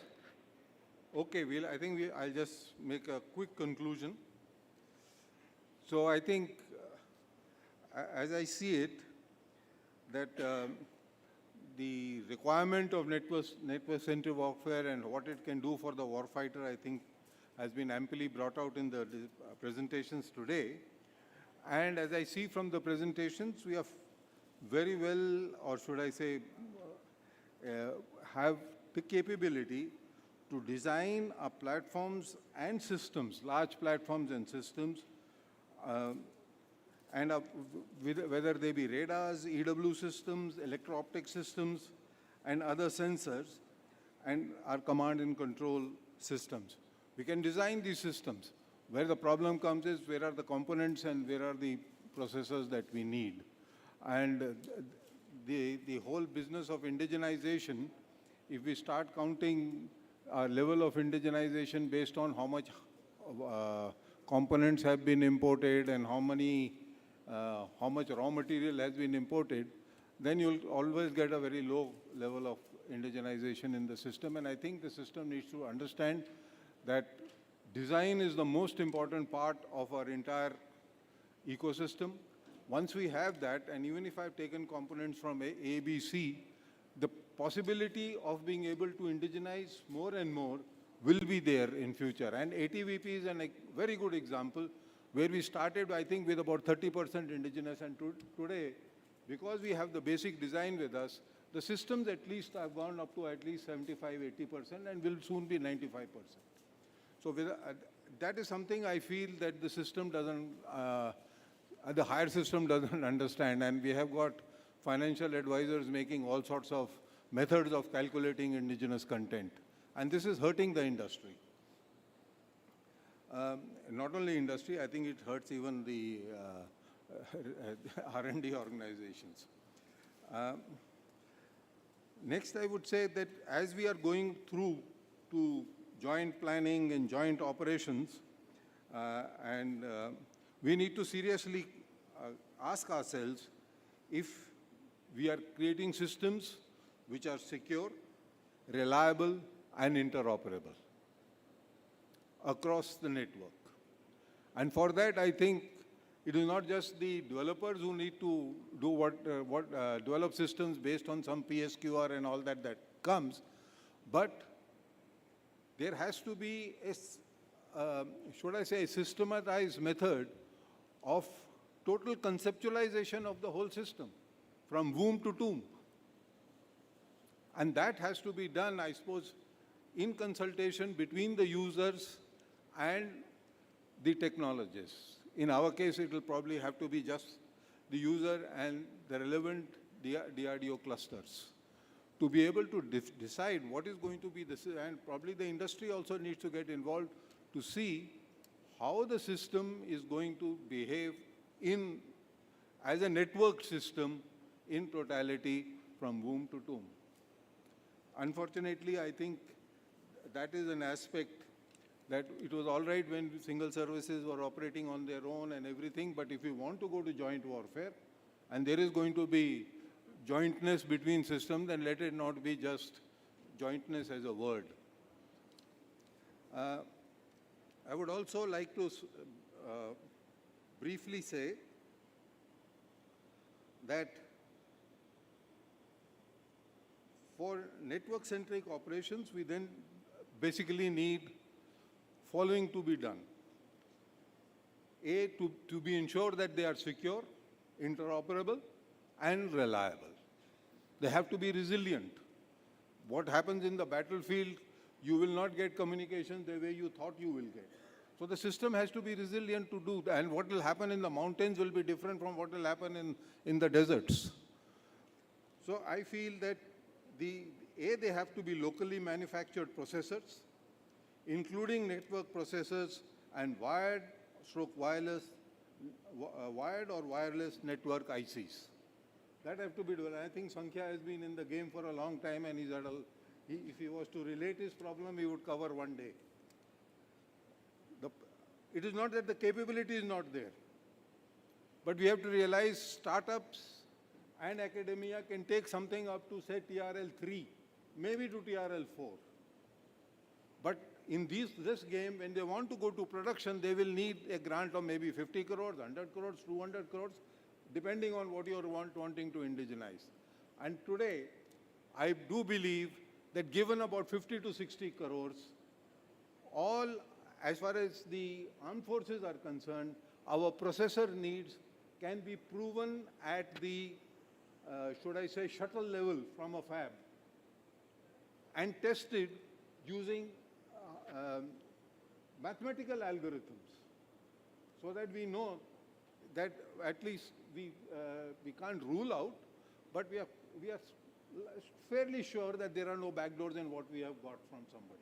There are labs like Global Foundries has got a secure defense.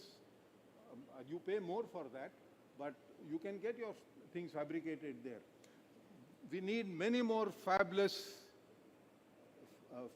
companies in this country, startups and companies in this land of ours. Not just the fabs will come, but what will we do in those fabs? If we are going to be contract manufacturers for AMD or Qualcomm or what else, that's all that we will achieve if we do not have our own startups designing our systems. Second thing I would say is that should be indigenous or at least locally derived from open sources, networking stacks designed from ground up for resiliency and security and interoperability. I would not like to define what you have to do, but I think people around here understand. We need secure network operating system designed using microkernel principles, all through. If you're going to have and I think the armed forces, and I think the R&D, I don't know where it is to be created, but we need a simulation test bed which can simulate large systems in a battle environment. Only then we will know how the network is going to behave in a particular condition. When something goes down, how will it behave? Otherwise, on paper, we will have AI, ML, and all that, but we need large-scale simulation for the purpose. And finally, I will say, Ukraine has taught us that drones are going to play a large part in tomorrow's warfare. Large systems will probably soon start going out. And for that, one of the things I thought we will start needing is low-power airborne systems. Very low power, because drones are going to, but high compute. I mean, these are conflicting requirements, but you will need them in drones tomorrow. Your drone controllers, it will have to have some sort of AI ML into them to be able to take decisions. So therefore, I mean, this is where I felt I could say. IPR protection, very valid. What I find is that often our QA agencies want all the drawings, everything with them, and then nobody knows how the IPR is going to be protected. Conceptualization and system engineering, I think, is at the top level. It has to be at maybe the MOD, IDS, the management of DRDO at that level, conceptualization and system engineering of whole systems must take place. Whole network must take place. And finally, we must assess the market size and see how many players we can have in them and not get into this unnecessary competition every time. In the Navy, my experience is by indigenizing, I mean, I'm talking not of a network system, I'm talking of pumps. In the Russian ships, there were hardly 5 or 6 types of pumps. By indigenization, we have created 50 types of pumps. Because every time you go for an RFP, RFI, then L1, and everybody is giving me a different pump for a different purpose. And we start doing that. So I think we need overall a high-level thinking, a policy. And finally, in the area of this system that we are talking, I believe that we need the Government of India to declare ICT and telecommunication systems as strategic and declare, like they have said, Atam Nirbharta, and we will not import. We will have to say that we will not import these processors, these systems in this much time frame. They will not be imported.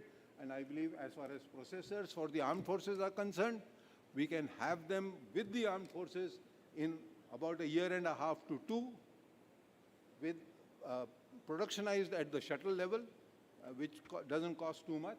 I mean, but if you want a mask, then the cost is about maybe 300, 400 crores. That's about all.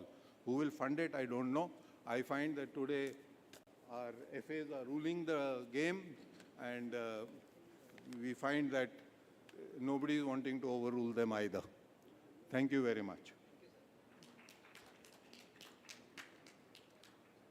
Thank you, Vice Admiral Puri and all the other panelists for addressing us, and we are so sorry that we had to rush you all. To deliver the vote of thanks, may I please invite Shri Ashu Mathur, Principal Advisor Cost from the Department of Defense Production. I would also request him to kindly hand over the token of appreciation to all the speakers post his vote of thanks. Good afternoon. I have been assigned the duty to place vote of thanks. The issue is very important, but due to the time constraint, all the speakers have given a very precise view in a very short time, and they could not make their presentation. I thank all the presenters and eminent speakers on the dais. I also thank the organizers as well as the participants who have taken their time. And as the issue is very important, we have taken and note of all the issues raised by the industries, and we hope that the department will take action in to facilitate the issues and facilitate the position that so that the India may become real Atmanirbhar, and we may develop all our indigenous development of all these items and assets, so that we may develop become a developed country in the near future, mainly in defense. Thank you.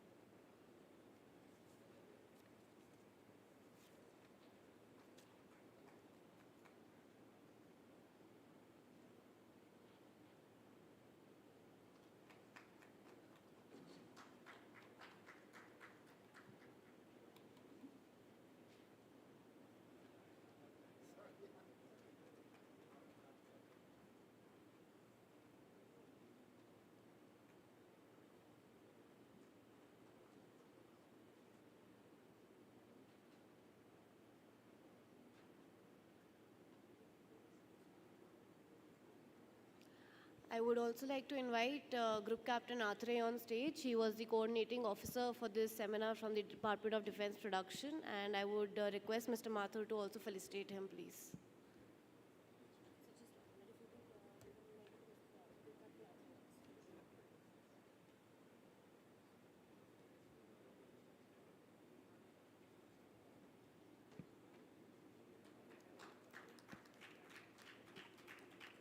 And I would now request everyone to please gather in the front for a group photograph.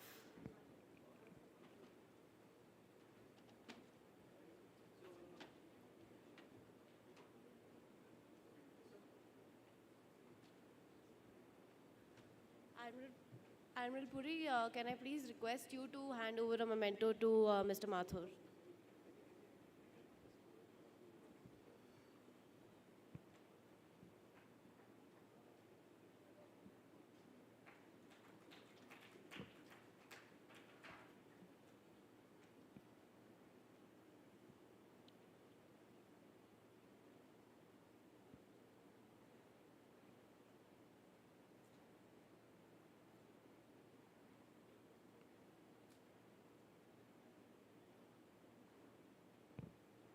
Ladies and gentlemen, thank you so much for staying with us for the seminar. A special thanks also to Commander Gaurav Arora, who has been coordinating for all the seminars here. Thank you.